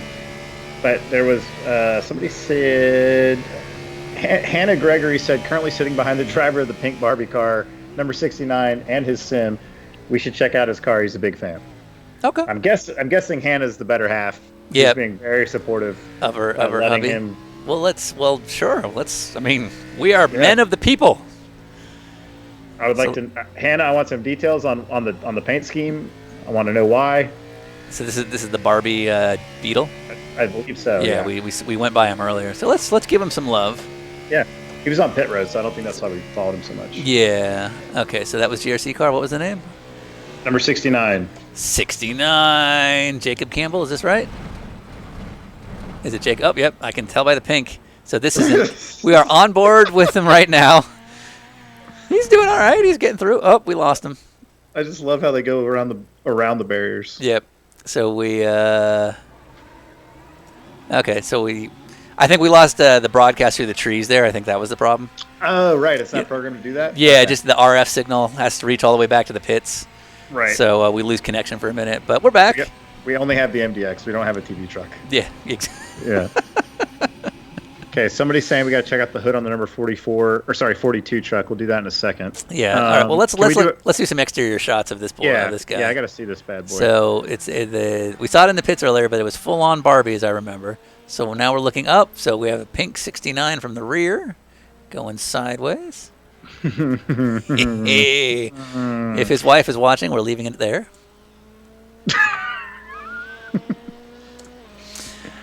All right. So we've got some Barbie front end here. I like the look. Couple of shades of pink. Yep. So is this, if wife is watching, is this his design, or did he take this from Trading Paints? Right. Like, also, you don't need to assume it's a wife. There's a lot of different things going on these days. Just partner, friends. You said the woman. There was a female watching. Okay. It's a lady friend, yes? We just repainted his sim the other day. He figured go big or go home. Okay. Good. Okay. I'm all in. Look at that. Look at that thing. Angry. Now, is this one of those like power wheels that you knock the gears off of so it goes faster? So it goes faster to take the governor off? Yeah. That's what we used to do as kids. Well, actually, if it's VIR, they do every August. I don't know what this year's schedule will be, but every August they do. I don't want to get the name wrong because I don't want to go to the competitor. Hyperfest. Yeah. So every August they do Hyperfest. I don't know what the current schedule. Oh, there he goes. He's around. Got greedy. Looks like he probably won't lose any time because he spun over the hill like that. Still a good lap. He's fine. Didn't stall it. Oh, wait. No, I think he just had to get a tow. Yeah, he just had to get a tow. I don't know why. Oh, that's too bad. Well, he's back in the pits, so we'll move on. Yeah. We had a number 42 truck. Apparently the hood's pretty funny. And then somebody asked how Bosey's doing in the 25 GRC car. Oh, I'm all about Bosey. Yeah. Do I have his number? I don't know if I do. He's number 25. No, I say we could call him. Make life hard. I don't think he could actually talk because I'm pretty sure he's actually driving keyboard. And I also have a feeling he cares. Wait, so what? So the 44 truck, is that right? 42 truck. Oh, okay. That's Sean Yoder in the Nemesis Labs car. Yeah. Where is he? He's not. It's not showing him his. Oh, was he in the first race? No, he's in the race, but I don't see his car. So you'll see it on the feed when you look at the YouTube channel. Right. If his name shows up, like it's in the lower left, but you don't see the car, that means for some reason the connection to my computer and that car isn't working. Oh, there he is. It also looks like the paint did not load properly. Yeah. So, because it's just black, I see nothing. Right. Same. All right, so we're gonna not do that. So who else? Yeah. So Bosey in the 25. He's got a blue Subaru. Is he? Oh, he's in the GRC. Yeah.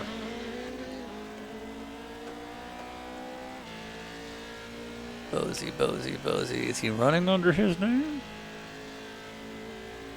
Number 25 is what they said. In the Rallycross? I don't see him. Yeah, he was supposed to be in the second class. Hey, was he in the first class? Maybe he was in the first class. I don't know. Yeah. I don't see him here. Okay. If you just click down each truck, does it show you the body? Yeah, so we can jump from car to car. So let's. So you want to look at trucks? Yeah, I want you to see this Joe Exotic truck. Okay, so I'm having trouble connecting to a lot of these guys. People just don't commit anymore, you know.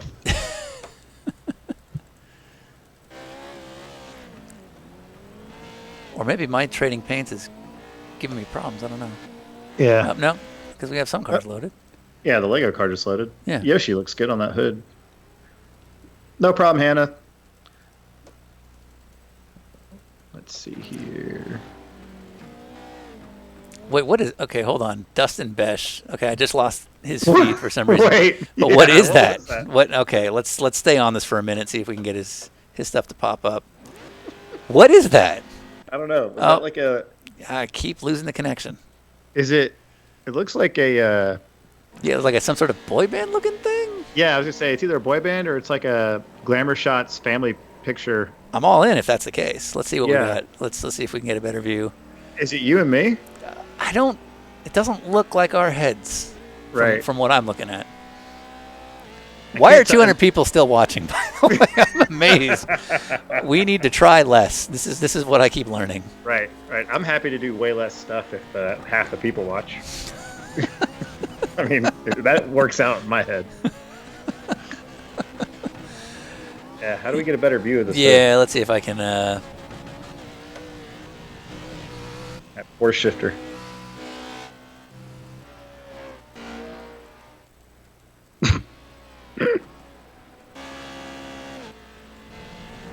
All right. Let's see if I can control the camera. Bernadette Vielhaber. I hope I said that right. I don't think I did. Haber. Sean, the whole country's locked down. What the hell else are we going to do? Fair. Good point. I mean, I'm all in on you guys watching. I'll keep doing this. All right. What? So how do I zoom in on this now? I don't know what that is. Let's. How do I zoom in?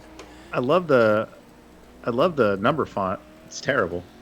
Yeah, it's awesome. That's how it should. Yeah. Be. Okay. How do I? I'm learning as we go here. Nope.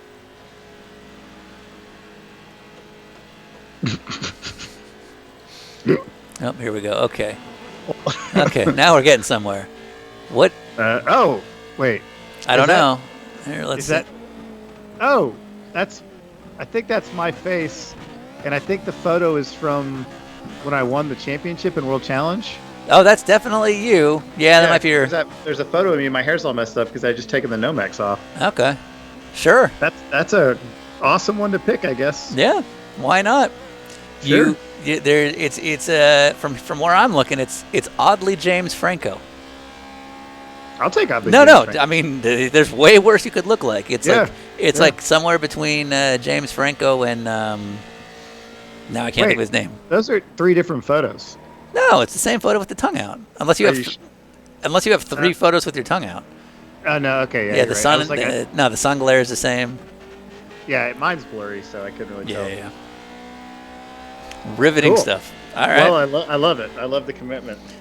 So, all right. I was thinking about this earlier when I saw the picture of Yoshi on the front of the one truck. I'm like, that means somebody went and looked for it. Yeah. You know, like, okay, I'm going to do a livery of this that's idiot cool. that has a podcast. Brian Stilley did a VIR car. That's pretty cool. Yeah, nice. Okay, so I think our hood view is the way to go. This really shows the work. Yeah. All and right. the damage. Good job, Brian Stilley. Mav TV. There's a proper look from Chris Nisley at Yoshi. There's 2 minutes left in the race, by the way. That's awesome. I love it. Good Continental livery on there. Yeah. Chicken sandwich on the roof. Oh, I didn't see that. Yeah, that's a. Yeah. Huh. He put in the work. Yeah. Nice job, Chris. Justin To me, the Parcher. liveries is like the best part. Yeah. Well, seeing the really dumb shit on track too, but. All right. Paul Slavonic. Oh, grocery getter on the windshield banner. I'm all in. What is that on the roof? Oh, it's a dumpster fire. Yeah. That's clip art dumpster fire on the roof. Nice. Of course, it's a dumpster Oh, fire. I am so proud. This guy's our new mascot.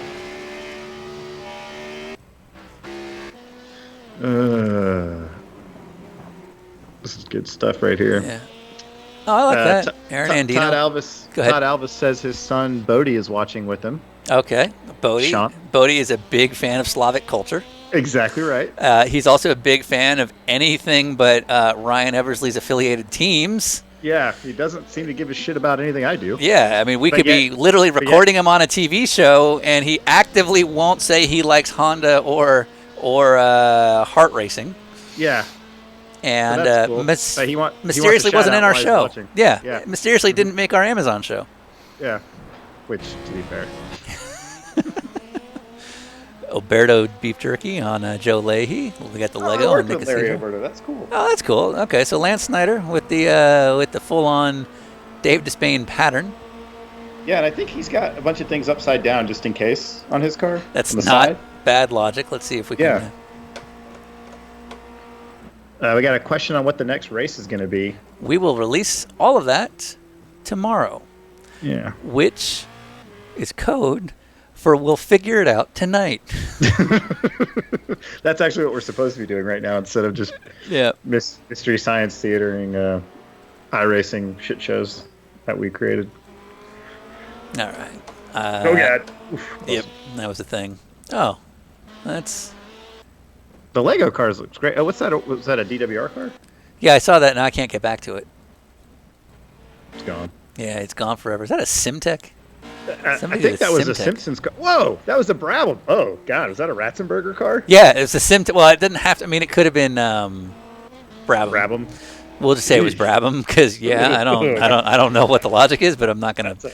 Proper level of dark so right there. Jason Skeen, I mean, never mind, I can't say it. Jason Skeen, you know where I go. Jason Skeen. Say Jason Skeen again. Wait, I think the race is over. Aw. Oh, wait, no, we're still going. Dover Raceway from Allen Space. Oh, dude, that's so great. That's cool. It's the nicest it ever looked. Dave's Racing School by Charles Kleinhagen. Kleinhagen. Charles Kleinhagen. Kleinhagen. Yeah, we keep losing connection to these guys. Yeah. Number 41 is the DWR GRC car. There we go. I lost him. Yeah. That didn't take long. It looked good, though. It's all smashed up. Chicken sandwich and what? What did that say? What is the race over? Up. I think our race is over. What gave it away? People just wrecking each other. Yeah. All right, so who won? Let's. Yeah, can we have your phone number? Well, they may have emailed me. So Devin Peters won in Cup. I think he may have disconnected. Yeah. Let's cut to some beauty shots. They're still with us. Yeah. How are they still here? Good. Al Sean eats chips. Yep. And now it's just a cam on popcorn. Sad. I made a A-Team van out of Legos earlier. Oh, all right. Yeah. I'm proud of you. I put together a web stream that didn't work for the first half hour. That's what my day was. You got to debut decals. Oh, we finally got the national anthem working. Yeah. Yeah. Do you want to? We were supposed. Hey, while we get Devin Peters, you guys want to watch the decal national anthem again? Can I narrate over it this time? Yes, actually you can. I just have to get that queued up. I just want everybody to realize that he did his own Rockets Red Glare. Yeah. I thought that was the cutest thing ever. He's like, "Oh, I got this." Okay, so there might be a weird reverb. Yep, it's not going to work. So there's no way I can set it up so that they can hear him, but you can't hear him. So you can talk over it. Saying, don't play it. So. Oh. Yep. I probably shouldn't tell the backstory. Not of decal, but we did a few reach outs for national anthems, and we were declined by one. You told me that one. Yeah, but that's probably not public info. Yeah. All right. So Devin Peters. Let's see if Devin sent me his phone number. Where's my phone? It's getting dark here in Pasadena, California.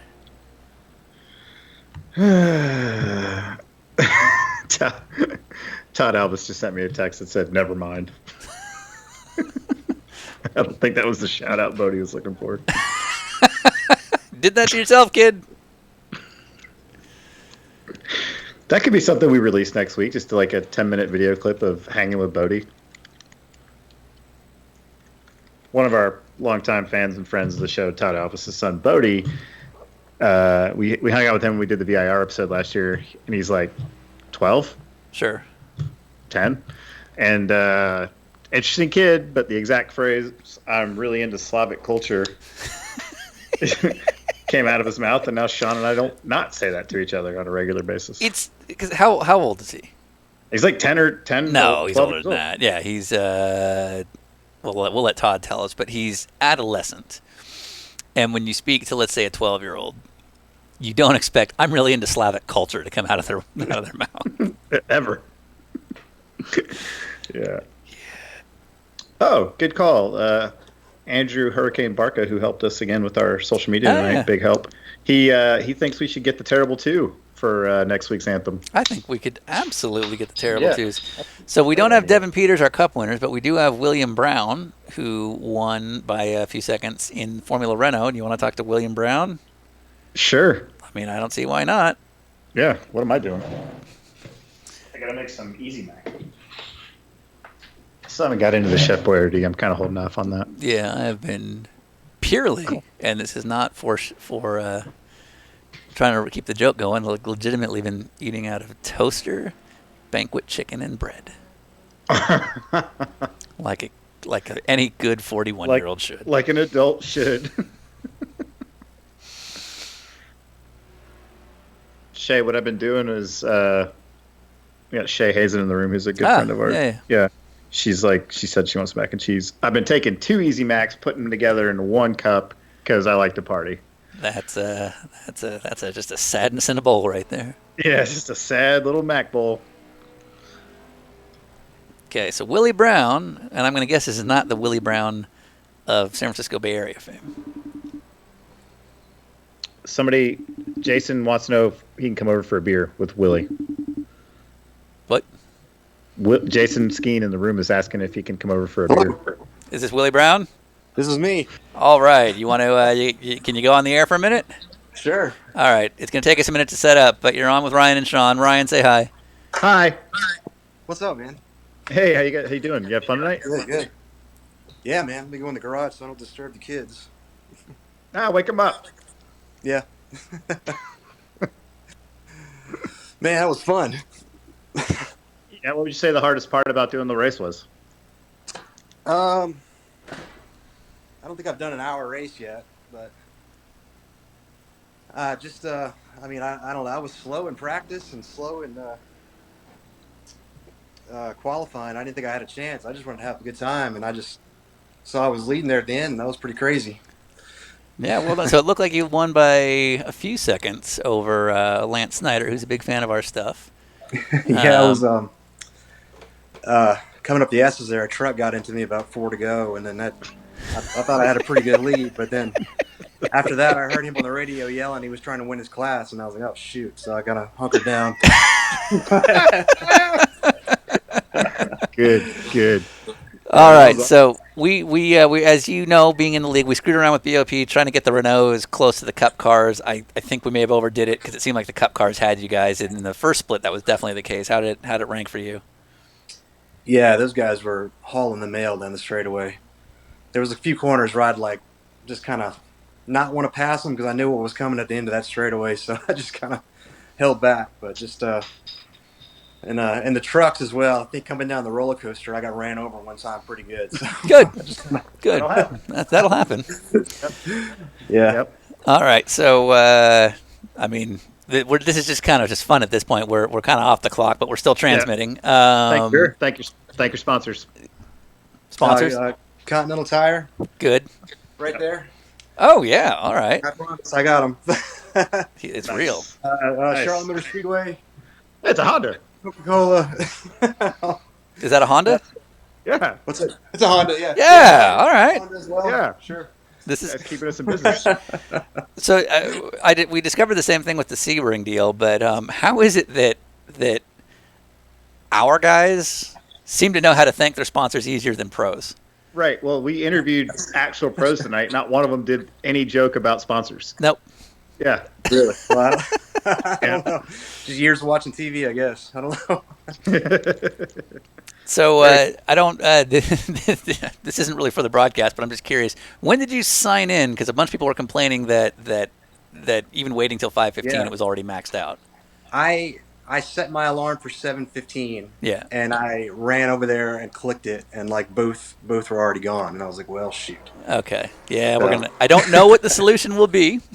I think That's I all right. got an idea. It all worked out. It all worked out. Yeah, you got your TV time, you got your win, so it's all good. But yeah, we'll work on it. We don't know what the solution's going to be, but we'll figure some stuff out. It's hard to organize this. I don't know if you know this, but we're not professional sim racing league administrators. Sure. No, I'm not either. I'm not a professional driver, so we're good. All right. Yeah. Perfect. You're our guy. Nice. So awesome. Well, thanks for racing with us. Hope you had fun. Was that on air? Are we on air? Yeah, yeah. Oh yeah, Wow. yeah. You're live to 100 people. Yeah, I used to work for IMSA for about 3 years. Oh, sorry to hear that, man. Yeah, I know. I work at Charlotte Motor Speedway now, but Oh. Wow, yeah. All right. Well, we're fans of Charlotte. Sure. Anytime. And I want to say, 'cause you worked pit road, right? Sorry. Did you work pit road at IMSA? I was like a videographer. Oh, it's the video. It's the video. Yeah. Okay, so let's get into it. When did you stop working video with IMSA? I think Sebring 2016 was my last Oh, he didn't probably have the same run-ins then. race. Okay, maybe Never not. mind. Right. You might have. I was the first 3 years of the merger. Yeah. So yeah. There's an inside joke that it maybe should stay on the inside. Yeah. Okay. Understood. Yeah, we'll just leave that there. All right. Well, good job. Yeah, it was fun. All right. And so we haven't released our schedule yet. Anything you're hoping for? I'm a road course guy. I like road courses. Okay. But Good. I heard someone, Nice and specific. mention South Boston in there earlier. That might be something. Yeah, that could definitely be a thing. So, all right, man. All right. Thanks, guys. Thanks a lot. Good job. Have See you fun. next Cheers. week. Bye. All right. Should we look for some more people? Are you game? I don't care. What am I doing? Yeah. I'm yeah. Ruining our fan base. The longer we talk to them, the more they know. The more. Well, you know my fears of being live. Max Wobbles? Did Max Wobbles send me a phone number? That's not a name. It's listed on his thing. A couple of big thanks to Sean and Ryan, everybody that made it happen. We appreciate you saying that. Thanks for Amazing Night of Fun. Thank you. Hey, if you guys are still listening, we really, really appreciate it if you give Continental and Acura and Trading Paints a shout out on social media. It does really help us get to do a lot more fun stuff. So please thank our partners for us. I do not seem to have a phone number for Max Wobbles. Somebody would like to know if we can randomly call John Potter and see how he's doing. Nope. Oh, we got Max Wobbles in the chat room. Oh. And he's saying he can't. He's my bad. I didn't send a phone number. Oh, if he wants to email me and send me the phone number, we'll still give him his time. Yeah, Sean at dinnerwithracers.com. Yeah, the one you just said on the air. It's fine. That's. It's not hard. Yeah. I'm just being an asshole. What is new about this? Or call him. Sean's phone number. We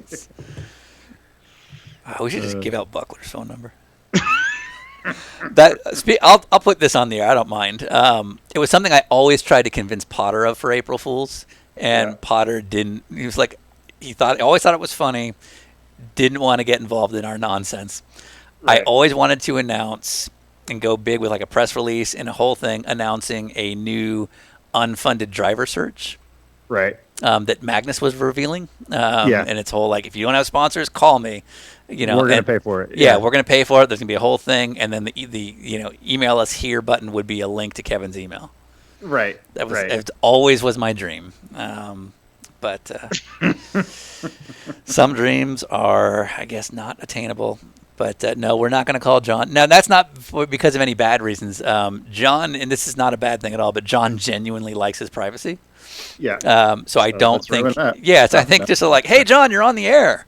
And yeah, it's a He's in the hotel industry. It's not a good time. Ed Smith, I do not have his phone number either, who is the winner in Pro Trucks.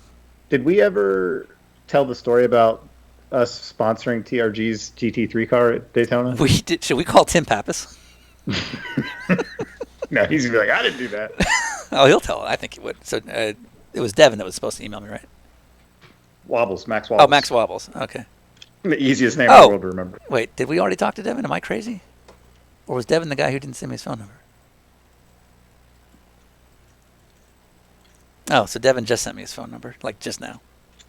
Devin Buckle? Devin Peters. Literally just wrote, I'm in Canada, but I picked up the win in the second race. Yes, you did, sir, and now you're getting a phone call. Sorry, you can't see our TV show. I will pay that long distance. Continental will pay that long distance. They're paying so much for all of this. Yeah, big time. But that's why you should thank them, because at least when we're allowed to go back and do stuff, they're going to pay for it. They'll be like, well, even when things are shut down, you're still making stuff and making us look good. That's what we're looking for. I've been talking to people just from other parts of the sport, that are like checking up and catching up, and they're like, how's everything going? I'm like, I've been busy. Yeah, no, it's actually like we're doing stuff. I mean, the fact that I did like a 30-hour stint to do e-racing during the slow time. Hey guys. Hey Devin, can you hear me? Yeah. Oh, cool. Okay, so this works if I do it this way. So first of all, sorry about the whole Canada TV thing. I didn't hear any of it. I was too busy racing. No, that's not what we're talking about. So you clearly don't know about our show on Amazon Prime then. No, man. I started listening to you guys' show on the way out to Indianapolis for my first Champ Car race there last year. Nice. And I've made it up to about episode 130. Okay. So I haven't got all the most recent stuff yet. Well, no, we also go for the old dirt with me. We also have a show on Amazon Prime, but it is not available in Canada. Yeah. And Canadian fans are the most generously angry people we've ever met. Like we've gotten several notes of people. Jesus, Ryan, it is loud. We've gotten several notes from people irritated that they don't have the show, but at the same time, they've all been extremely generous in their irritation. So I'll take it. Yeah, man. I love everything you guys do. I was so excited when I saw this series, yeah, huge honor. Shout out to all the guys at Huge Ass Racing in Champ Car and on iRacing, and the silliness that we do with those guys has definitely prepared me for this kind of thing. Nice. All right. So you won overall, right? Why'd you choose the Cup car? I chose the Cup car because I thought it'd be really fast in a straight line, and that seemed like a good idea. But someone should tell you that they built those cars really dumb, so they're really hard to make like level and corner weights like within 400 pounds of each other and stuff like that.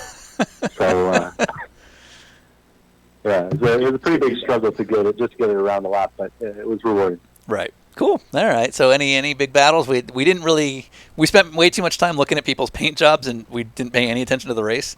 Anything fun? Well, I was super proud of my paint job with Dave Despain's big mug on the front and the Continental tire on the quarter panel for sure. Me and Paul had quite a battle going, and then like he got ahead of me, and then he'd make a mistake, and then I'd make a mistake, back and forth, and then right on the last lap of the race, me and Paul. I tried to flip Chris Neasley back onto his wheels because he was upside down on the short chute up to the exit, and I got a meatball, so I had to pit for a fast repair. Okay. And just had enough gap back to Paul because he had spun a little bit earlier, like 3 laps earlier than that. So nice. Yeah, it was good stuff. All right. So what are you gonna do with your winnings? What did I win? I have no idea what I won. Oh well, we don't know either, but you're gonna win something. Actually. Okay. We the folks at VIR did promise a handful of credentials and free access things that we'll email you guys about later. Awesome. VIR has actually been for a dumb e-race. VIR has actually been really, really cool to work with. So we're glad they were our debut. So makes sense. Cool, man. I usually do the 24-hour race at VIR with my Champ Car team. So if I can stick around for another 2 weeks afterwards, I'll come out and stick out for the Insta race there. Nice. There is no denying you're Canadian, by the way. Yeah, you can hear it? A little bit. Yeah. Cheers. All right, Thank you man. guys very much. Thank you. Thank you. Appreciate it. Bye. All right. That was Devin So- Peters. Oh, I got Max Wobbles. Cool. I have to apologize. I thought I hit the mute button on my Yeah, mic. no, it's fine. All of a sudden, it was like, Ryan, smash! It's like, I don't know what's going on over there. Like, how can you hear me? He's dead. And he's dead. Man, he's dead. That's yeah. People are getting all the inside jokes with no context. Yeah, it's the way to go. So Todd Alvis, I replied after we berated him and his family to his text message, and he has not replied. and the tell is that he has read receipts on. So Todd, if you're listening, you know we're just kidding around. Uh-oh. Have we ruined the Todd Alvis relationship? I sure hope not. Yeah, he's a cool guy. He used to be.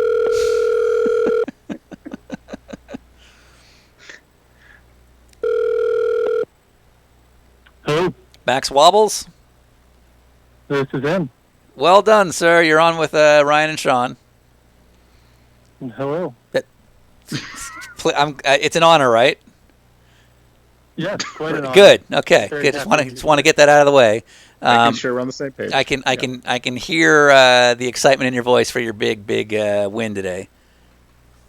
Well, this is my crowning achievement. No, I understand this, and I mean, when I think of life goals, winning the second split of a amateur sim race is always high on my list. So, all right, so you won the. Yeah, I don't know how I'm going to recover from this. I think I cheated. I'm going to guess easily. So the rallycross in the first split in our big broadcast, the rallycross cars were by far the most controversial. How do you think it stacked up in your run? I don't know. Honestly, I didn't really see many other ones that were on pace around the same time. Oh, I see. I get what you're saying now. You're too far ahead. Yeah, something like that. I mean, I had a speeding penalty in the pit, so I had a black flag and had to come back up through a couple of them. But we ended up coming back from that. Nice. All right. Big day. All right, and we don't know what you've won, but you've won huge. So what are you going to do with your winnings? Well, it clearly depends on what it is, but I'm probably going to, bask in them. Sure. Basking is a good basking. I like the basking. Yep. So yes, that's my plan. Cool. If it's from VIR, like you guys were, I think I heard you saying before. That's very cool. I'm fairly local to them. Ah, cool. Where do you live? Charlotte. I mean address. Well, no. We can go over that later. All right, man. Well, good job, and thanks for doing it. You going to come back next week? Yeah, I'm going to try to. That's a no. That's the plan. All right. Good job, man. Thank you. Right on. See you. Guys. Take care. Bye-bye. All right. Max Wobbles. Big winner. Great name. Anybody else we should call, or are we done? Any questions? Fans, go. In the chat room, legit question. You're how on screen. sweet is the- I'm sorry, I cut you off by telling you were on screen. What was the question? Appreciate it. Yeah. The legit question the question is, how sweet is the Tank Museum in Danville? Dude, it's actually super sweet. Yeah, it's awesome. Yeah, no, that's they have a nuclear warhead missile just sitting there, just standing right up. Just bad storm rolls through. It falls down and it's fun. Yeah, Yep. yeah, it just throws everything. Only thing I would say, and this is not a negative thing, but just in terms of plotting your vacation, obviously, if you're going to go to the Danville Tank Museum, you're probably there on a VIR-related weekend, so the schedule will probably pick you. But the ventilation in that building isn't really existent because it's a giant warehouse filled with tanks, right? It's just a giant warehouse filled with tanks, so they can't really air condition a space that big without losing their ass. And I can't speak for you, Ryan, but I remember it was pretty rough by the time we were done with the heat. Well, yeah, but I didn't have to carry a camera the whole time, so it probably wasn't as bad for me. Fair. Yeah, it's just hot that time of year anyway. Yeah, exactly. And we decided to do 8 days there. Yeah. Of just nonstop. I can close my eyes and imagine how good the air conditioning felt when we'd get back to the rooms. Yep. at the end of those days. And I'd argue that not only did we work harder than any of the race teams, because it basically started right in the morning and went until we were done. Yep. But also, we did more laps around the track than any of the race teams. Yeah, we got. I mean, so like I've never raced at VIR, and but like when I was doing the sim setup stuff a couple weeks ago, just to see how everything would work here, like it was amazing how like I didn't have to think twice about any of these corners. Yeah. So Yeah. we got a lot of laps in. Yeah. And they, to iRacing's credit, minus the oak tree, it's modeled perfectly. Yeah. I Now, mean, watching tonight, I'm like, yeah, this is spot on. Yeah, it's exactly what it should be. I'm even like seeing the drone shots that we had. I mean, it's all that. So. Yep. Oh, Cool. did you know speaking of iRacing. Here's my Lego A-Team van I told you I built earlier. Look at that. That's cool. Yeah. Pretty dope, right? Yeah, absolutely. Yeah. It's a Lego Mr. T with the little Lego hair clip thing on the top. How are there? We still have people watching. I'm impressed. Yeah, I know. We could just. Would you want to just watch us eat popcorn? I'm on. I'm in. All right, but we didn't get a chance to show it because of the chaos of getting started. Yeah. But iRacing put together several interior cameras for us to look at different parts of the track. You saw the one earlier. Yeah. But since we have the oak tree, we may as well look at the oak tree some more with some of the different camera angles that iRacing provided. So, like if you look at this one, the oak tree is in the background there. It mysteriously looks a lot like the exact same thing that they showed at Sebring, but just with an oak tree in the background. Right. It's almost like whoever made this just threw an oak tree in the background on something that he'd already made to save time. No, we have a misunderstanding in the chat room. Someone's wondering, is that hepatitis C? And no, it is not. No, I don't. Yeah. I don't. This is clearly a bunch of older men. They all kind of look the same. Yeah. But just sort of a bunch of guys that all look the same who are kind of struggling to get around. And you see the oak tree, so they're down by the oak tree. They're still walking around, looking down right now. Oh, some New Balance shoes. Well, let's widen out. Let's widen out and see. Yeah. Oh, I get what this is. I get it. Okay, now that makes sense. Yeah, okay, now I get what this is. Yeah. Right. Okay, that makes sense. Yeah, that's hepatitis B. Nothing makes me happier than seeing the fan response on the chat room now that I'm looking at it. Just like, oh, God. Yep. What is this? 2 hours of rendering for one really dumb joke. I'm very proud of this. Yep. Corvette Corral, somebody got it. Yeah, I mean, if 1 out of 10 gets it, then that's my number. Yeah. Okay. Well, I'm done. Yeah, I'm good. I'm more. I was done at 7:32 when we weren't up and running. I wish people could have seen what I saw before we went live. My anger. Yeah. Well, you know the time that goes into prepping these things. Yeah. So when something goes wrong that not only is out of your control, but something you anticipated and wasn't listened to, it's pretty frustrating. Yeah. Yeah. Yeah. Like I said, I wish everybody could have saw what I saw. I feel justified. I don't feel bad at all. Anyway. Okay. Well. Yeah. So on that note, we're just on a loop right now with our Good. gentleman of a mysterious car corral. Yeah. Sorry, VIR. A couple people were wondering if we should call a medic in, so maybe we got to get a medic for the next time, because... Yeah. As long as I can build it off the same scene. I mean, iRacing. Where are you at on Tiger King? You're back on screen, by the way. No, I saw the whole thing. However, in fairness, I saw the whole thing, but I don't remember what we've done in the last couple of weeks, but we've done a lot. So everything I haven't watched anything closely, basically since we started doing the Pooper Sebring, because we went from Pooper Sebring to the e-racing thing to organizing all this. So I had Tiger King on in the background, and I loved it, but I don't think I watched it with the attention that most people did. Yeah, I watched it for the second time last weekend, and I missed so much and picked up so much more watching it the second time. I was like, man, I'm mad I didn't do this a week ago, because I watched it about a week apart. It's so good. What's amazing is it, like, I didn't know it, like, even when you were texting me when you were first watching it, like, dude, there's this guy and he's got tigers. At no point in your text did it occur to me that was the guy I was following on YouTube. Right. Well, and nobody knows this joke that we have, that when we're driving around the country, we're always like, I want you have a goal that you want to see a tiger. Yep. And then you also want to use us as our media credentials to get backstage access. Yep.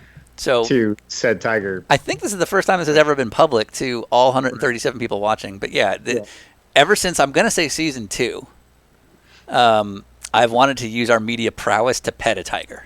Right. I'm like, we're like, it's not like we're a big deal, but we could pretend like we're a big deal enough. Especially now we have an Amazon show. Like, someone's got to let us into pet a tiger somewhere. I just want to pet a tiger. Having seen the 3 biggest places that they do tiger petting at, we absolutely would have got away with it. Yeah, absolutely. And like, there's no way they would have been like, "Oh my God, right this way!" A podcast. We watch those all the time. Guys from California. Yeah, he's from Hollywood, guys. Yeah. Yeah. So somebody did mention that we should try to get the guy that didn't have any legs because he works in racing. Does he? The guy from Joe Exotic? Yeah, the guy that worked at the G&W Zoo that doesn't have legs. Yeah. He's driving the little crossbow, whatever that thing is, shitty car at the end. The guy that lost his legs. In I know who he is, but I didn't know he was in racing. I just wanted to point out that he lost his legs in a ziplining accident because, of course, he did. He's sitting on these like old dirt cars half the show, and then they show him at a racetrack at one point. So I'm going to fly out there once we're allowed to again. We're going to watch it together, my third time for Dale. Show you all the things that I pointed out. But yeah, so because he works in racing, we could do a podcast with him and then strictly never ever mention any of the Tiger stuff. And just make everyone sad. Right. No, I'm all in. I'm 100% in. Yeah. Yeah. Yeah. So. All right. Okay. Any other before we get going? Any other Mike Blanchard ask about Sam Elliott? There's no way we're ever getting him.